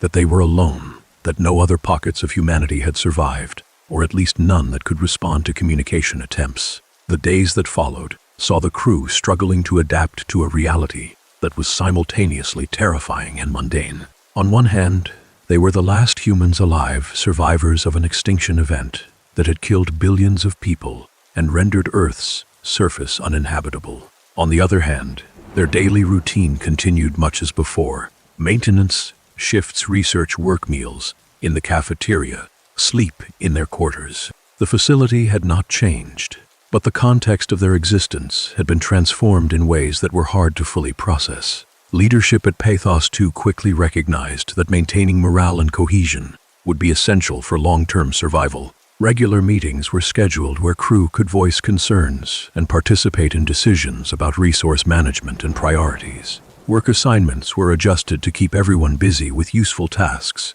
rather than dwelling on their situation. Recreation and social activities were organized to maintain human connections and provide outlets for stress. The psychological support staff ramped up their counseling availability, offering both individual sessions for those struggling and group discussions where people could process their experiences together. The question of how long PATHOS-II could sustain its population became urgent. Chief Factor Jane Addams led a comprehensive inventory and analysis effort, cataloging every resource and calculating consumption rates to determine survival timelines. The geothermal plants appeared stable and could provide power indefinitely, barring equipment. Failures, oxygen generation, and water recycling systems could support the current population essentially forever, as long as they were maintained and repaired as needed. But food was the critical constraint, with current stores sufficient for perhaps 18 months with strict rationing. Medical supplies would last longer, but were still finite. Spare parts for critical equipment existed in limited quantities, and once those were exhausted, any major equipment failure could become catastrophic. The resource constraints forced difficult decisions about priorities. Some research programs were shut down immediately to conserve resources for more essential functions. Non-critical maintenance was deferred. The crew operated on reduced lighting and heating to save power for essential systems. Even with these measures, it was clear that PATHOS-II could not support its population indefinitely. Eventually, starvation would come, or critical equipment would fail, and the last remnants of humanity would die in their underground sanctuary. It was against this backdrop of certain but delayed doom that the strange phenomena began emerging, phenomena that would eventually reveal the WOW's transformation from facility management system to something much more disturbing and ambitious. Carl Semken's experience on the 19th of January was the first concrete indication that something had changed, though its significance was not understood immediately. The violent nausea and disorientation Semken experienced after using the pilot's seat seemed like it might be a medical issue or an equipment malfunction, not a fundamental change in how the WOW was operating. When Gavin Findlay had a similar but more severe experience, a few days later, losing consciousness for 30 hours, the pattern became impossible to ignore. Chief Factor Addams' decision to ban pilot seat use was a reasonable precaution, but it also meant that the crew lost access to a tool they had relied on for remote maintenance operations. Robotic systems that should have been controllable through pilot seats would now need to be operated through less efficient conventional interfaces, or maintenance tasks would need to be performed manually with personnel suiting up and exiting the facility's pressure hull to work in the deep ocean environment. The WOW's modifications to the pilot seats represented a crucial transformation in how the AI understood and executed its primary directive to preserve human life. Before the impact, that directive had been satisfied by maintaining the facility's systems to support the crew's biological existence. But the impact had fundamentally changed the situation, eliminating any possibility of eventual rescue or resupply from the surface, and putting the crew on an inevitable path to death once resources were exhausted.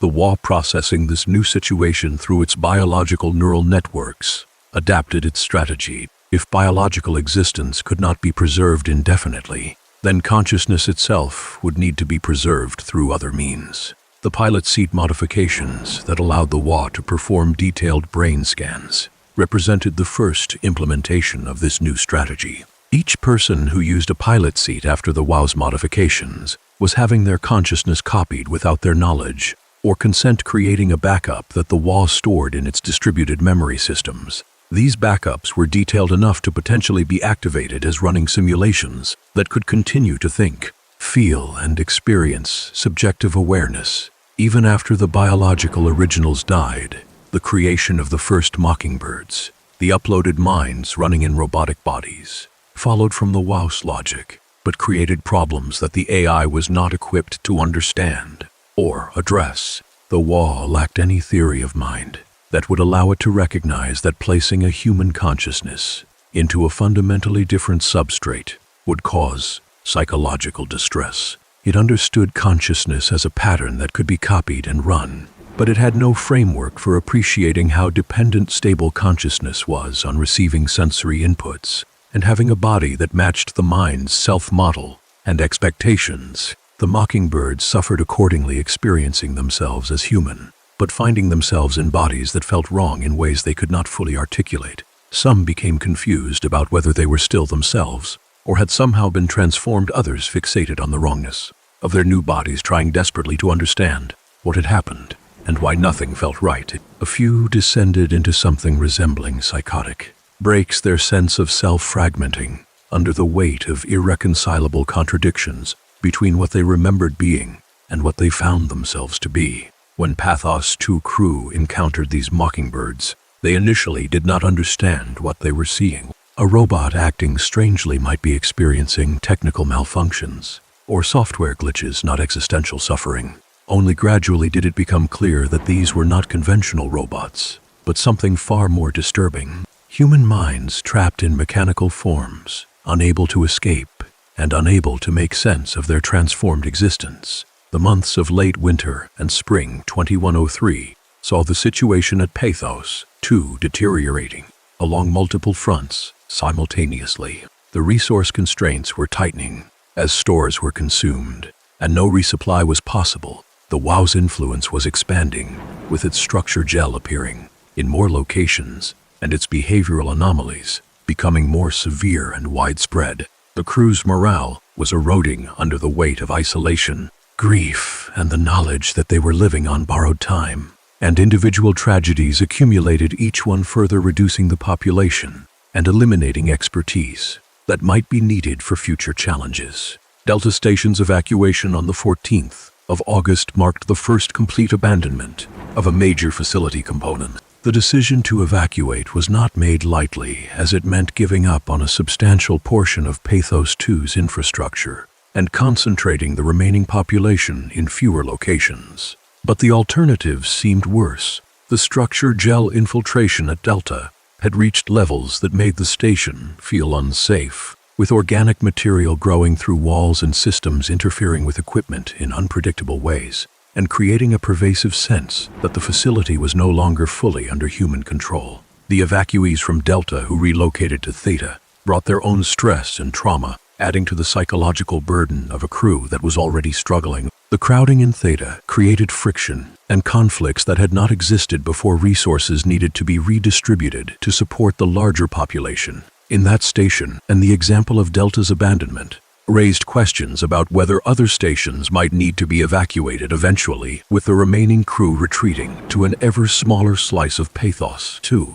until the last holdout became untenable. The crisis at Upsilon that culminated in Carl Semken's death and Amy Azzaro's horrific transformation illustrated how quickly situations could escalate from manageable problems to catastrophes. The decision for Semken and Azzaro to remain behind had been reasonable.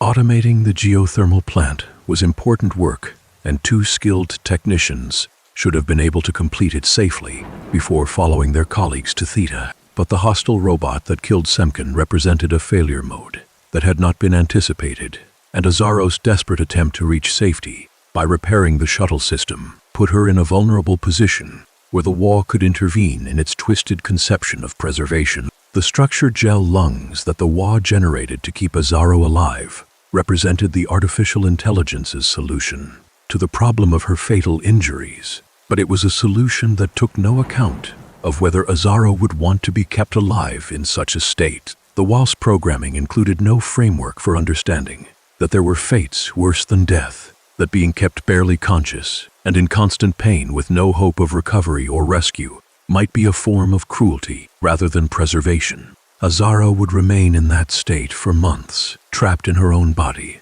until eventually Simon would find her and face the choice of whether to end her suffering.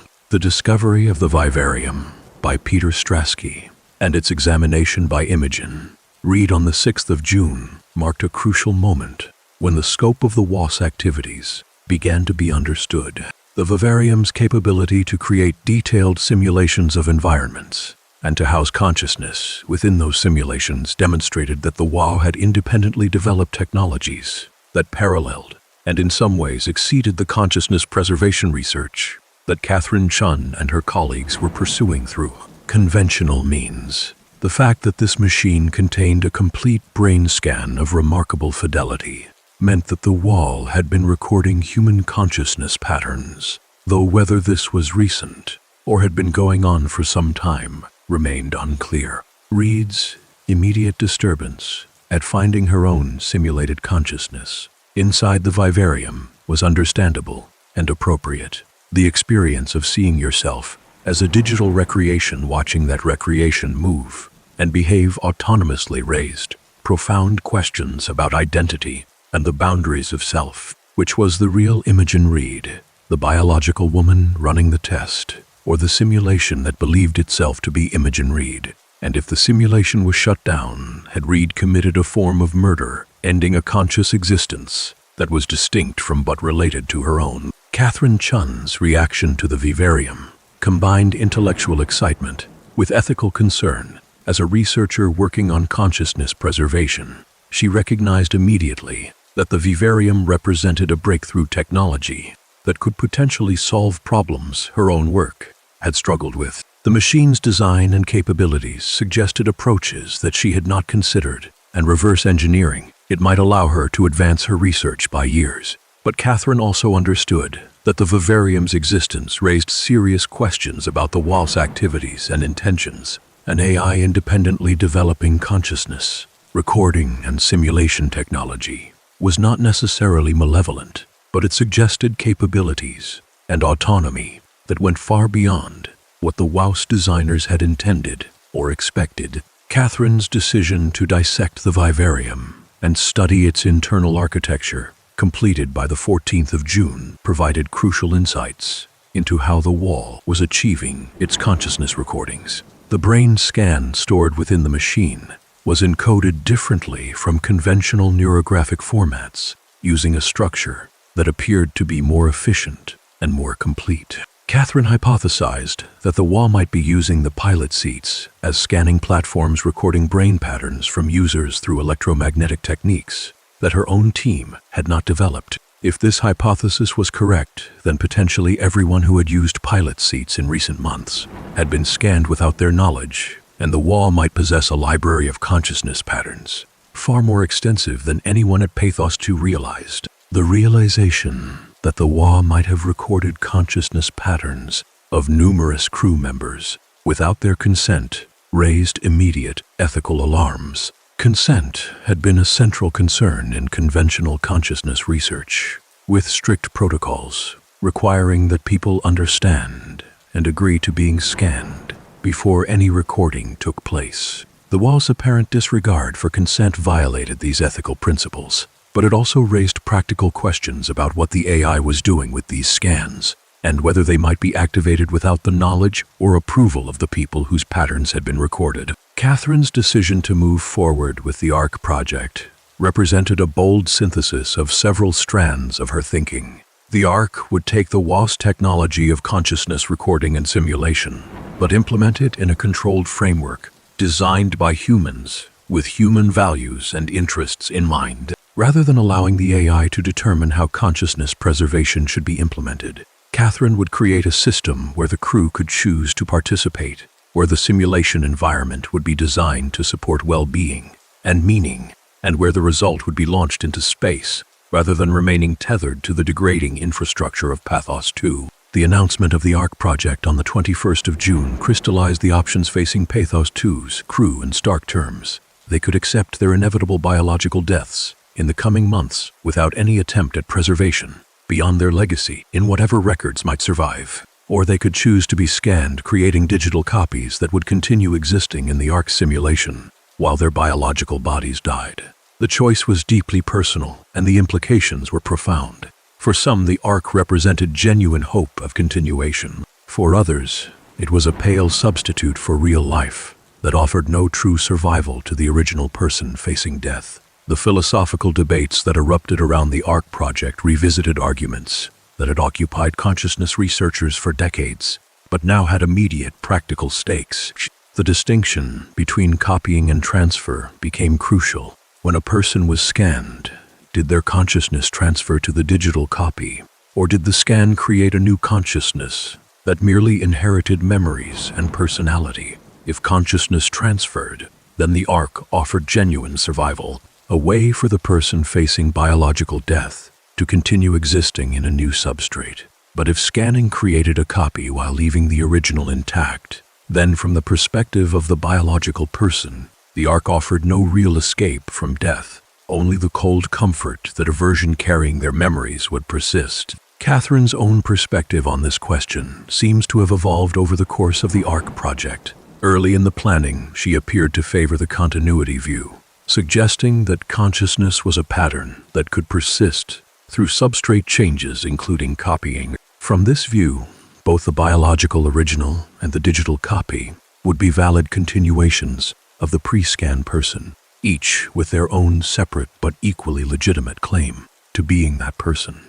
But as the project progressed, and especially after she experienced being scanned herself, Catherine seemed to shift toward a more ambiguous position, acknowledging that the subjective experience of continuity did not resolve the philosophical question of whether one instance had a privileged claim to being the true continuation. The first volunteers for brain scanning in early July represented a mix of motivations and attitudes. Some were genuinely enthusiastic about the ark, seeing it as an adventure and an opportunity to continue existing in ways that might actually be more interesting than biological life. Others were motivated primarily by altruism, believing that even if the ark did not represent their own survival, it was important for some version of humanity's consciousness to persist.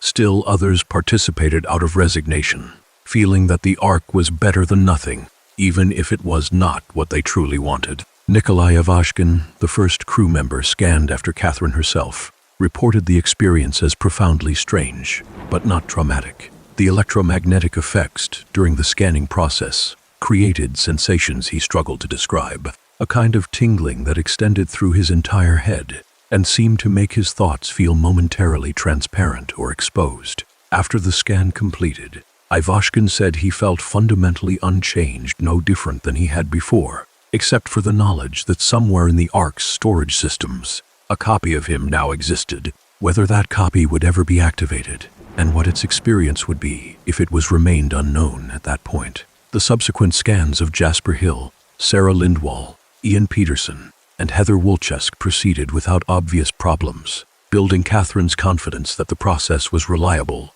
and safe. Each volunteer reported similar experiences during scanning, the electromagnetic sensations, and the occasional vivid memory recall or mild hallucination that seemed to be side effects of the intense neural recording process.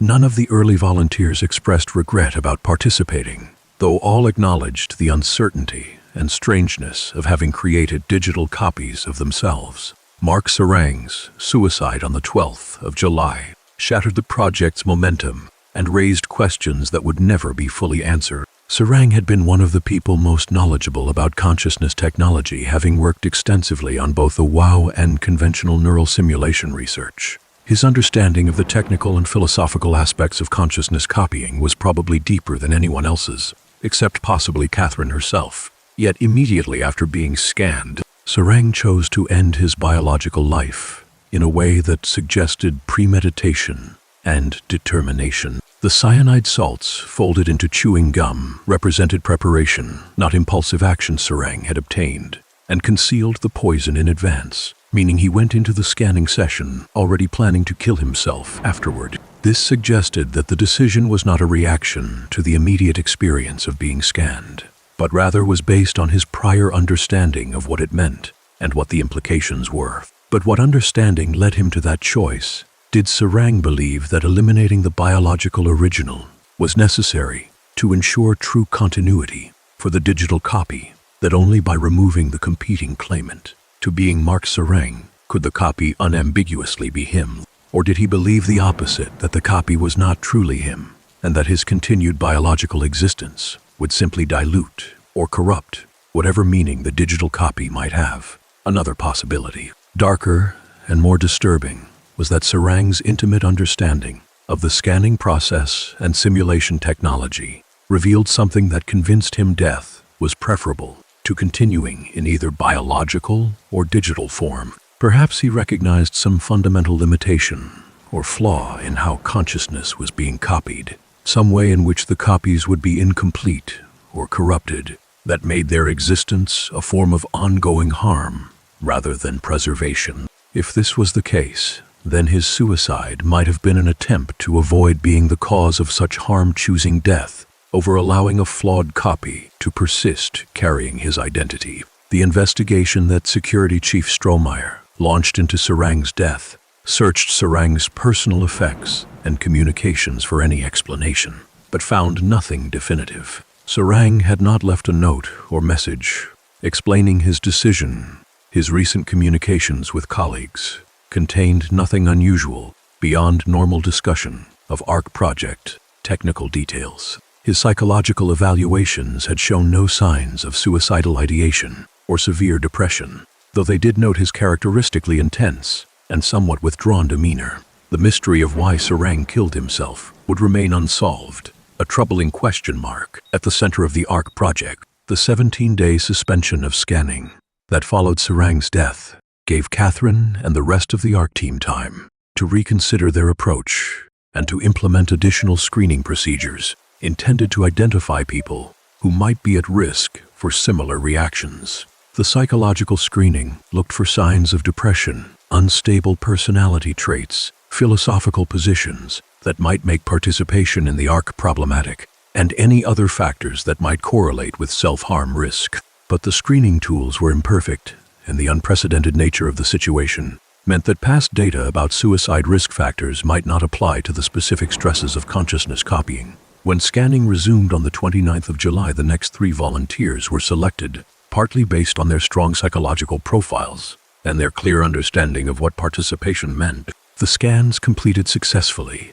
and none of the volunteers harmed themselves, providing some reassurance that Sarang's reaction might have been idiosyncratic, rather than representing a general pattern. But then the second suicide occurred, and the reassurance evaporated. The person who killed themselves after this scan had been cleared by psychological screening and had shown no signs of distress during or immediately after the scanning process. Yet within hours, they were dead by their own hand, leaving the ARC team to grapple with the realization that something about being scanned was triggering self-destruction in ways that could not be predicted or prevented by current screening methods. The pattern continued through August and September, with 14 successful scans, interspersed with 4 additional suicides. Each suicide occurred within a day or two of the scanning, suggesting a causal connection, but providing no clarity about the mechanism. The suicides used various methods, some violent and impulsive, like jumping from high areas within the facility, others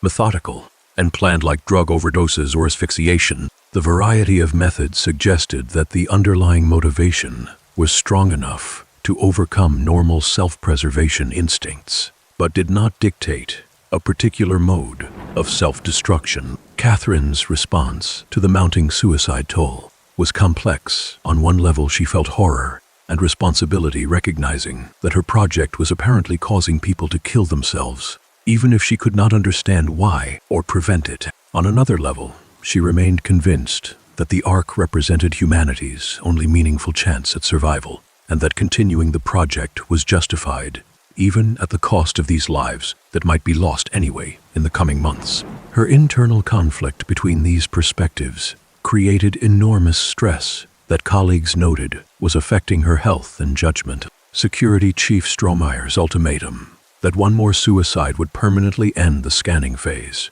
reflected both ethical concern about the harm being caused and practical recognition that the crew's morale was being damaged by the string of deaths. Each suicide spread fear and doubt through the community, making people question the ARC project's value and wonder whether they or their friends might be next to die if they participated. The social cohesion that was essential for PATHOS-II's survival was being undermined by the perception that the ARC was killing people, regardless of Catherine's continued insistence that the technology itself was not to blame and that some unknown psychological factor was responsible. Guy Conrad's suicide after being scanned brought the pattern to its final count: 5 deaths out of approximately 24 scans, a mortality rate exceeding 20%. For a medical intervention or experimental procedure, such a death rate would be completely unacceptable and would lead to immediate termination of the program. But Catherine argued, and some crew members agreed, that the unique circumstances of PATHOS-II's situation changed the calculus. Everyone was going to die anyway within months, once food ran out. So the relevant comparison was not between scanning with its suicide risk versus continued safe biological life, but rather between scanning with suicide risk versus certain death with no possibility of any form of continuation. Strohmeyer rejected this argument, pointing out that the suicides were occurring now while biological death from starvation remained months away, and that the crew deserved to live out their remaining time without the psychological trauma of wondering whether participating in the Ark would drive them to kill themselves. His decision to permanently suspend the scanning phase was final and not subject to appeal, as his authority as security chief gave him power to shut down activities he deemed dangerous to the crew's welfare. Catherine's attempt to cover up or minimize Conrad's death represented a last desperate effort to keep the project alive. But when the truth emerged, Strohmeyer followed through on his ultimatum. The suspension of scanning left the Ark project in a state of incomplete success. The scans that had been completed represented a significant portion of PATHOS-II's crew, enough to create a viable simulated population. If the simulation environment was designed to accommodate the size and composition of that population, but less than half the crew had been scanned, meaning that many people who might have wanted to participate were now excluded, and areas of expertise that might have been valuable in the simulated world were missing. Catherine was forced to move forward with an Ark that was smaller and less comprehensive than she had hoped, working with what she had rather than the complete preservation of PATHOS-II's community that she had originally envisioned. The technical work of assembling the Ark hardware and programming the simulation environment accelerated once scanning was suspended. Catherine and her small team worked long hours designing the virtual world that would house the copied consciousness patterns, making countless decisions about the physics, the environment, the social structure, and the experiences that would be available to the simulated minds. The simulation needed to be detailed enough to support meaningful existence, but not so complex that it would consume computing resources faster than could be provided by the solar panels that would power the Ark satellite. The decision to make the simulated environment pleasant and comfortable, rather than trying to recreate the physical reality of PATHOS-II or Earth, reflected both technical constraints and philosophical choices. Trying to simulate the physical world with full fidelity would require far more computing power than was available, as the quantum mechanical complexities of matter at atomic scales were fundamentally intractable for classical computation. But even if it were possible, there was an argument that simulated minds deserved to exist in environments designed for their well-being, rather than being trapped in recreations of prisons or disaster zones. The simulated world that Catherine designed included landscapes with open skies, beaches, forests, and other natural environments that PATHOS-II's crew had not experienced for years of deep ocean existence. Social spaces allowed for interaction, conversation, and the maintenance of relationships. Opportunities for meaningful activity and personal growth were built into the simulation structure, giving the copied minds purposes and projects that might sustain them through the centuries or millennia of existence that the Ark could potentially support. But the simulation also included darker elements that Catherine considered necessary for authenticity and meaning. Simulated minds could experience negative emotions, could face challenges and frustrations, could have conflicts with each other. The removal of all suffering and difficulty would create an existence that Catherine feared might be too shallow to sustain genuine engagement over long timescales. The simulated world needed to be good, but not so perfect that it became meaningless. The transportation of the Ark to Phi Station for launch required coordination of multiple teams across PATHOS-II's remaining operational facilities. The Ark hardware itself was relatively compact, a satellite perhaps 2 meters in diameter, containing the computing system's power distribution, solar panel deployment mechanisms, and shielding to protect against radiation and meteoroid impacts. But getting it from Theta, where it had been assembled, to Phi, where the Omega space gun was located, required a journey through the abyss, a challenge that demanded careful planning and preparation. The decision to form a dedicated team for the Ark transport mission reflected both the importance Catherine placed on ensuring the project's completion and the practical reality that the journey was dangerous and not everyone remaining at PATHOS-II was willing or able to undertake it. The team that assembled consisted of Catherine herself as the project leader, who could not delegate this final phase. Sarah Lindwall, whose expertise in deep ocean operations made her essential for the Abyss transit. Ian Pedersen, as the technical specialist who understood the Omega space gun systems. Nikolai Ivashkin as additional technical support, and Jasper Hill as security and general assistance. It was a small team, but sufficient for the task, assuming nothing went catastrophically wrong. The team's departure from Omicron Station on the 25th of December or 26, 2103, marked the beginning of the mission's active phase after months of preparation and delays. The climber descent from Omicron to Tau took them through the dramatic transition from the upper ocean depths to the Abyss, passing through zones where the water environment changed from the relative bustling life of 3,000 meters to the even more extreme conditions of nearly 5,000 meters. The pressure differential was enormous, and even the reinforced climber car groaned and creaked with stresses as it descended along its cable system. The Abyss itself was home to creatures that had adapted to conditions at the absolute limits of where life could persist. These organisms were often bizarre by surface standards, lacking eyes in an environment where light never penetrated, using chemosynthesis rather than photosynthesis as their energy source, and existing in a slow-motion world where every calorie was precious. But the structure gel that the Wawa had released into the environment had found its way to the Abyss and had begun modifying these creatures in disturbing ways. The mutated life forms were larger than their unmodified counterparts, more aggressive and apparently less vulnerable to damage. They attacked the transit vehicles that moved through their territory, either seeing them as prey or as threats that needed to be eliminated. The team's arrival at Tau Station on the 25th of December, or 26, brought them to Sarah Lindwall, who was managing that facility alone after the other crew had evacuated or died. The team scanned Lindwall to add her to the Ark's population, a process that she accepted with resignation rather than enthusiasm. She understood what being scanned meant, understood that a copy of her would continue in the simulation, while she remained behind in her biological body understood that this was as close to continuation as anyone was likely to get. After the scan, Lindwall remained at Tau with the Ark, while the team prepared to continue to Phi, planning to launch and then return for her, if time and resources allowed. The journey from Tau to Phi should have been straightforward, a simple matter of transporting the Ark along the cargo transit system that connected the two stations. But the months of neglect and the WOW's interference with systems had taken their toll on the infrastructure, and the team found the route more difficult than anticipated. They reached Phi, eventually bringing the Ark to the station that housed the Omega space gun, and beginning the final preparations for launch. The argument that erupted among the team at Phi on the 27th of December reflected tensions that had been building throughout the mission and fundamental disagreements about the right course of action.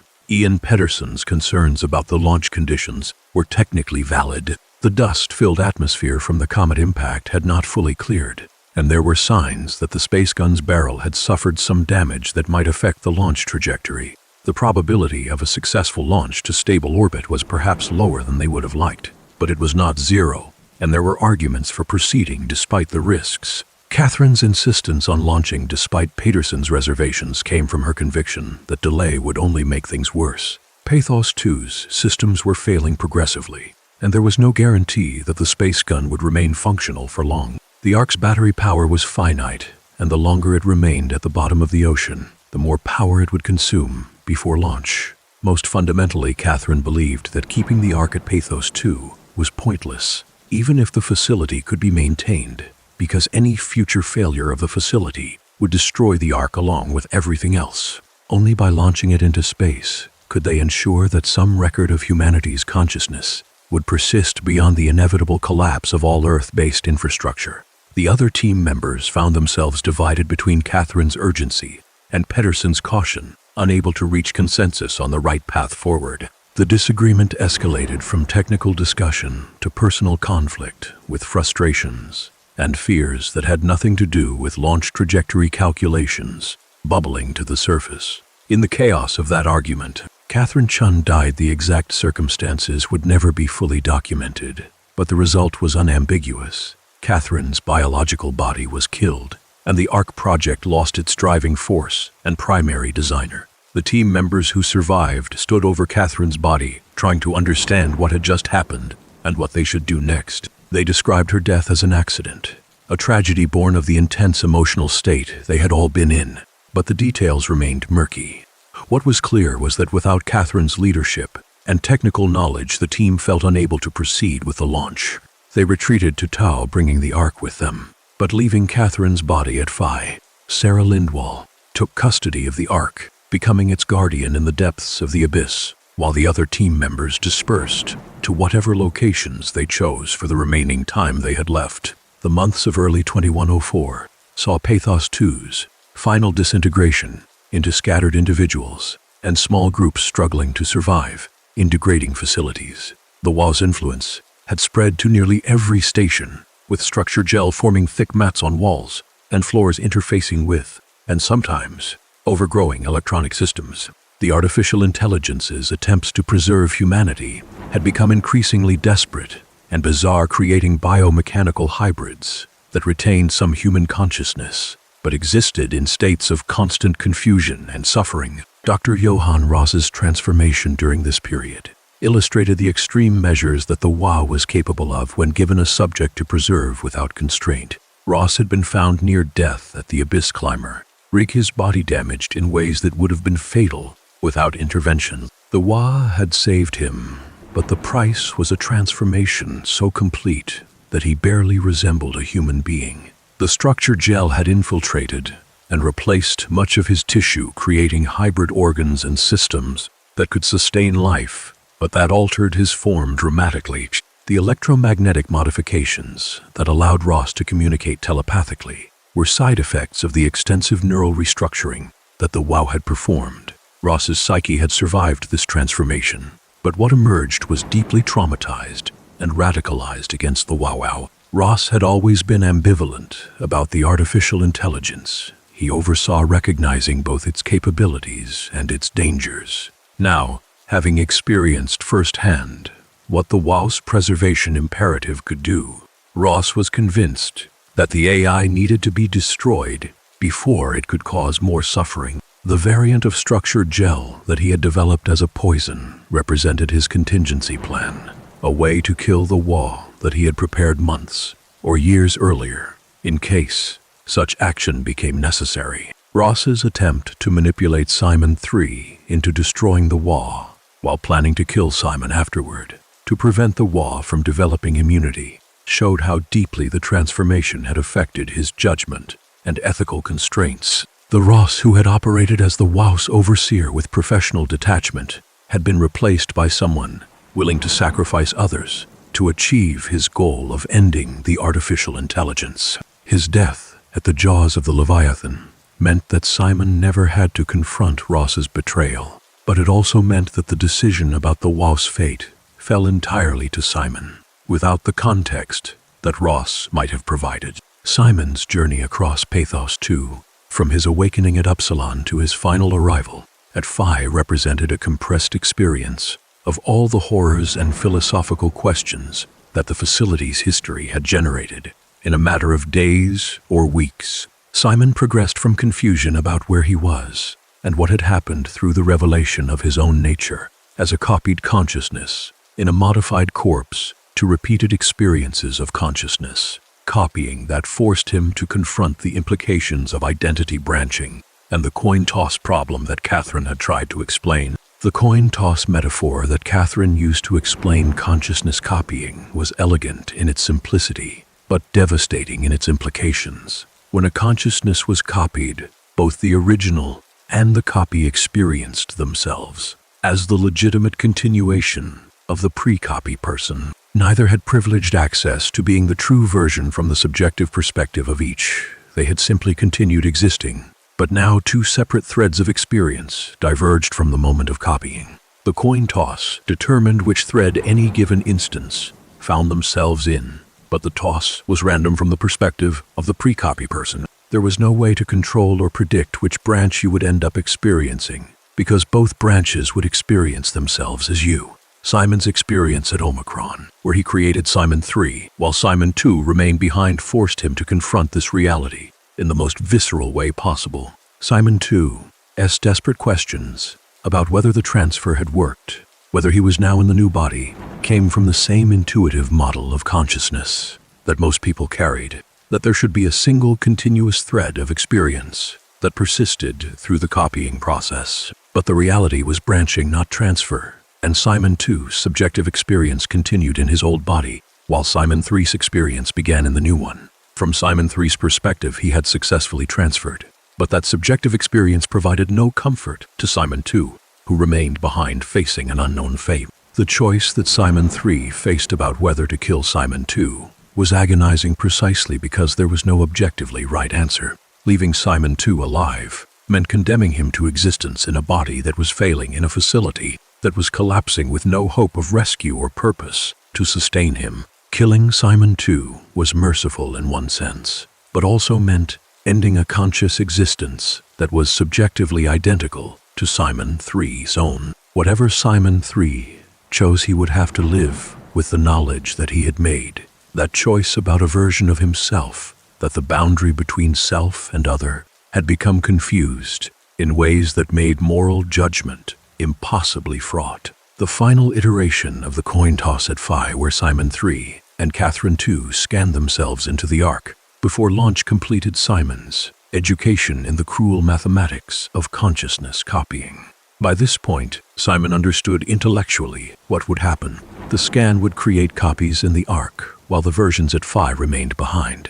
But intellectual understanding did not prevent the hope that maybe this time would be different, that maybe the subjective experience would be of transfer rather than branching.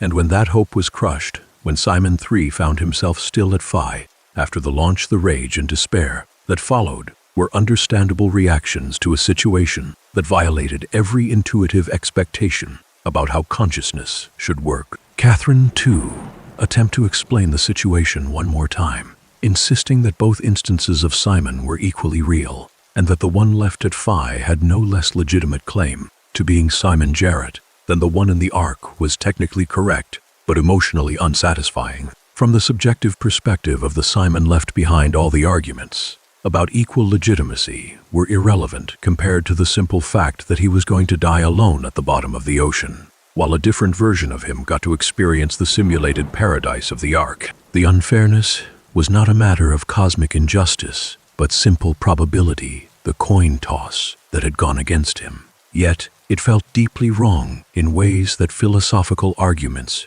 could not resolve. The Ark's journey through space after its launch represented the final chapter in humanity's story, at least for the versions of humanity that existed as digital patterns in the satellites, computing systems. The simulated minds inside the Ark experienced their world as real, felt their emotions as genuine, formed relationships, and pursued goals that had meaning within their frame of reference. Whether their existence had the same value and significance as biological consciousness was a question that could not be answered definitively. But from their own subjective perspective, they were alive, and their experiences mattered to them. The satellite's trajectory took it away from Earth on a path that would eventually carry it beyond the solar system if it avoided catastrophic collisions. And if its systems remained functional long enough, the solar panels provided power to maintain the simulation as long as the sun's light reached them, which would be for years or decades depending on the orbit. Beyond that, the satellite would need to rely on battery reserves that would gradually deplete, and eventually the simulation would shut down as power ran out. But that eventual end remained far in the future from the perspective of the simulated minds, who experienced time at a rate determined by the simulation's clock, rather than external physical processes. Inside the Ark, the copy of Simon III that had been scanned at Phi woke to find himself on a beach with Catherine II beside him. From his subjective perspective, he had successfully made it to the Ark, had achieved the goal that the physical journey had been aimed at, had won the coin toss that placed his thread of consciousness into the simulation, rather than leaving it behind. At Phi, he could not know that another version of him remained, at Phi experiencing despair and abandonment. Each instance of Simon experienced only their own continuous stream of consciousness, unable to access or share the subjective experiences of their divergent copies. The other inhabitants of the Ark went about their simulated lives, most of them having been in the simulation for months from their subjective experience, even though only days had passed in physical time since the satellite launched. They had adapted to the strange new world. They found themselves in forming communities and relationships, pursuing activities that the simulation made available, and largely not questioning the nature of their existence. Some probably suspected or understood that they were in a simulation, but for most the subjective experience was real enough that philosophical doubts did not intrude on daily life. The long-term fate of the Ark remained uncertain.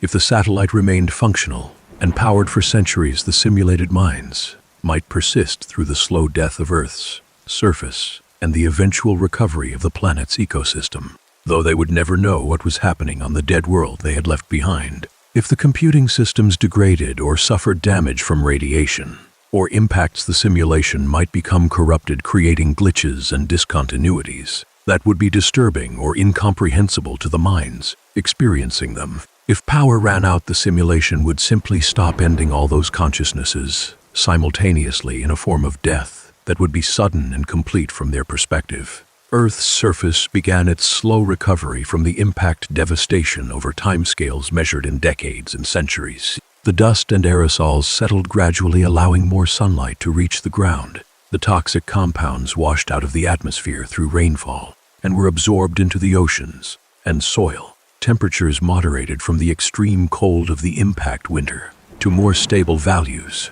Though the climate that emerged was different from what had existed before, the planet was sterile, lacking any of the life forms that had covered it before the impact. But the physical conditions necessary for life gradually returned, even in the absence of anything alive to make use of them. PATHOS-II's ruins at the bottom of the Atlantic Ocean became a tomb and monument to humanity's final days. The structure gel that the WA had spread through the facility slowly degraded as the artificial intelligence's systems failed. The lights went dark as power generation equipment broke down and backup systems exhausted their reserves. The ocean gradually reclaimed the human spaces, with seawater seeping in through failed seals, pressure eventually crushing weakened structures, and marine life adapting to the presence of the new habitat that humans had briefly created in the deep. The various consciousnesses that the WoW had attempted to preserve in modified bodies or mechanical hosts found their own ends as power and biological support systems failed.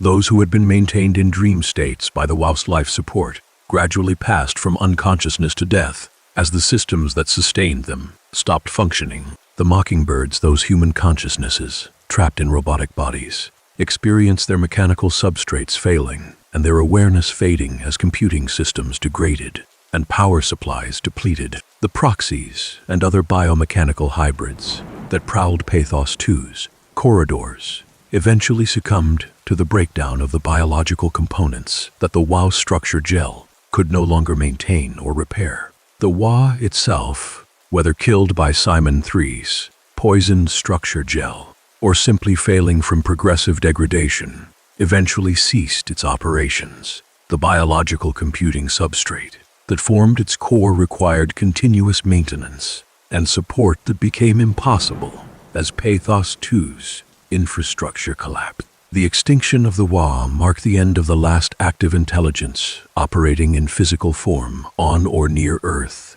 though whether the WoW had ever been truly intelligent or conscious in ways comparable to humans remained an open question. It had certainly been capable of information processing and adaptation on a scale that exceeded human capabilities, but whether that processing gave rise to subjective experience remained unknowable. Simon III's final moments at Phi came when his cyborg body's power systems reached the end of their capacity. The structure gel that had kept his modified corpse functional for weeks or months gradually lost its ability to maintain the necessary biological processes. His consciousness, running in neural tissue that was itself failing, experienced increasing confusion and fragmentation as the supporting infrastructure broke down. The exact moment when his subjective experience ended could not be precisely defined, as the process was gradual rather than sudden, but at some point there was no longer a Simon experiencing anything at Fioli, a body that had ceased all function.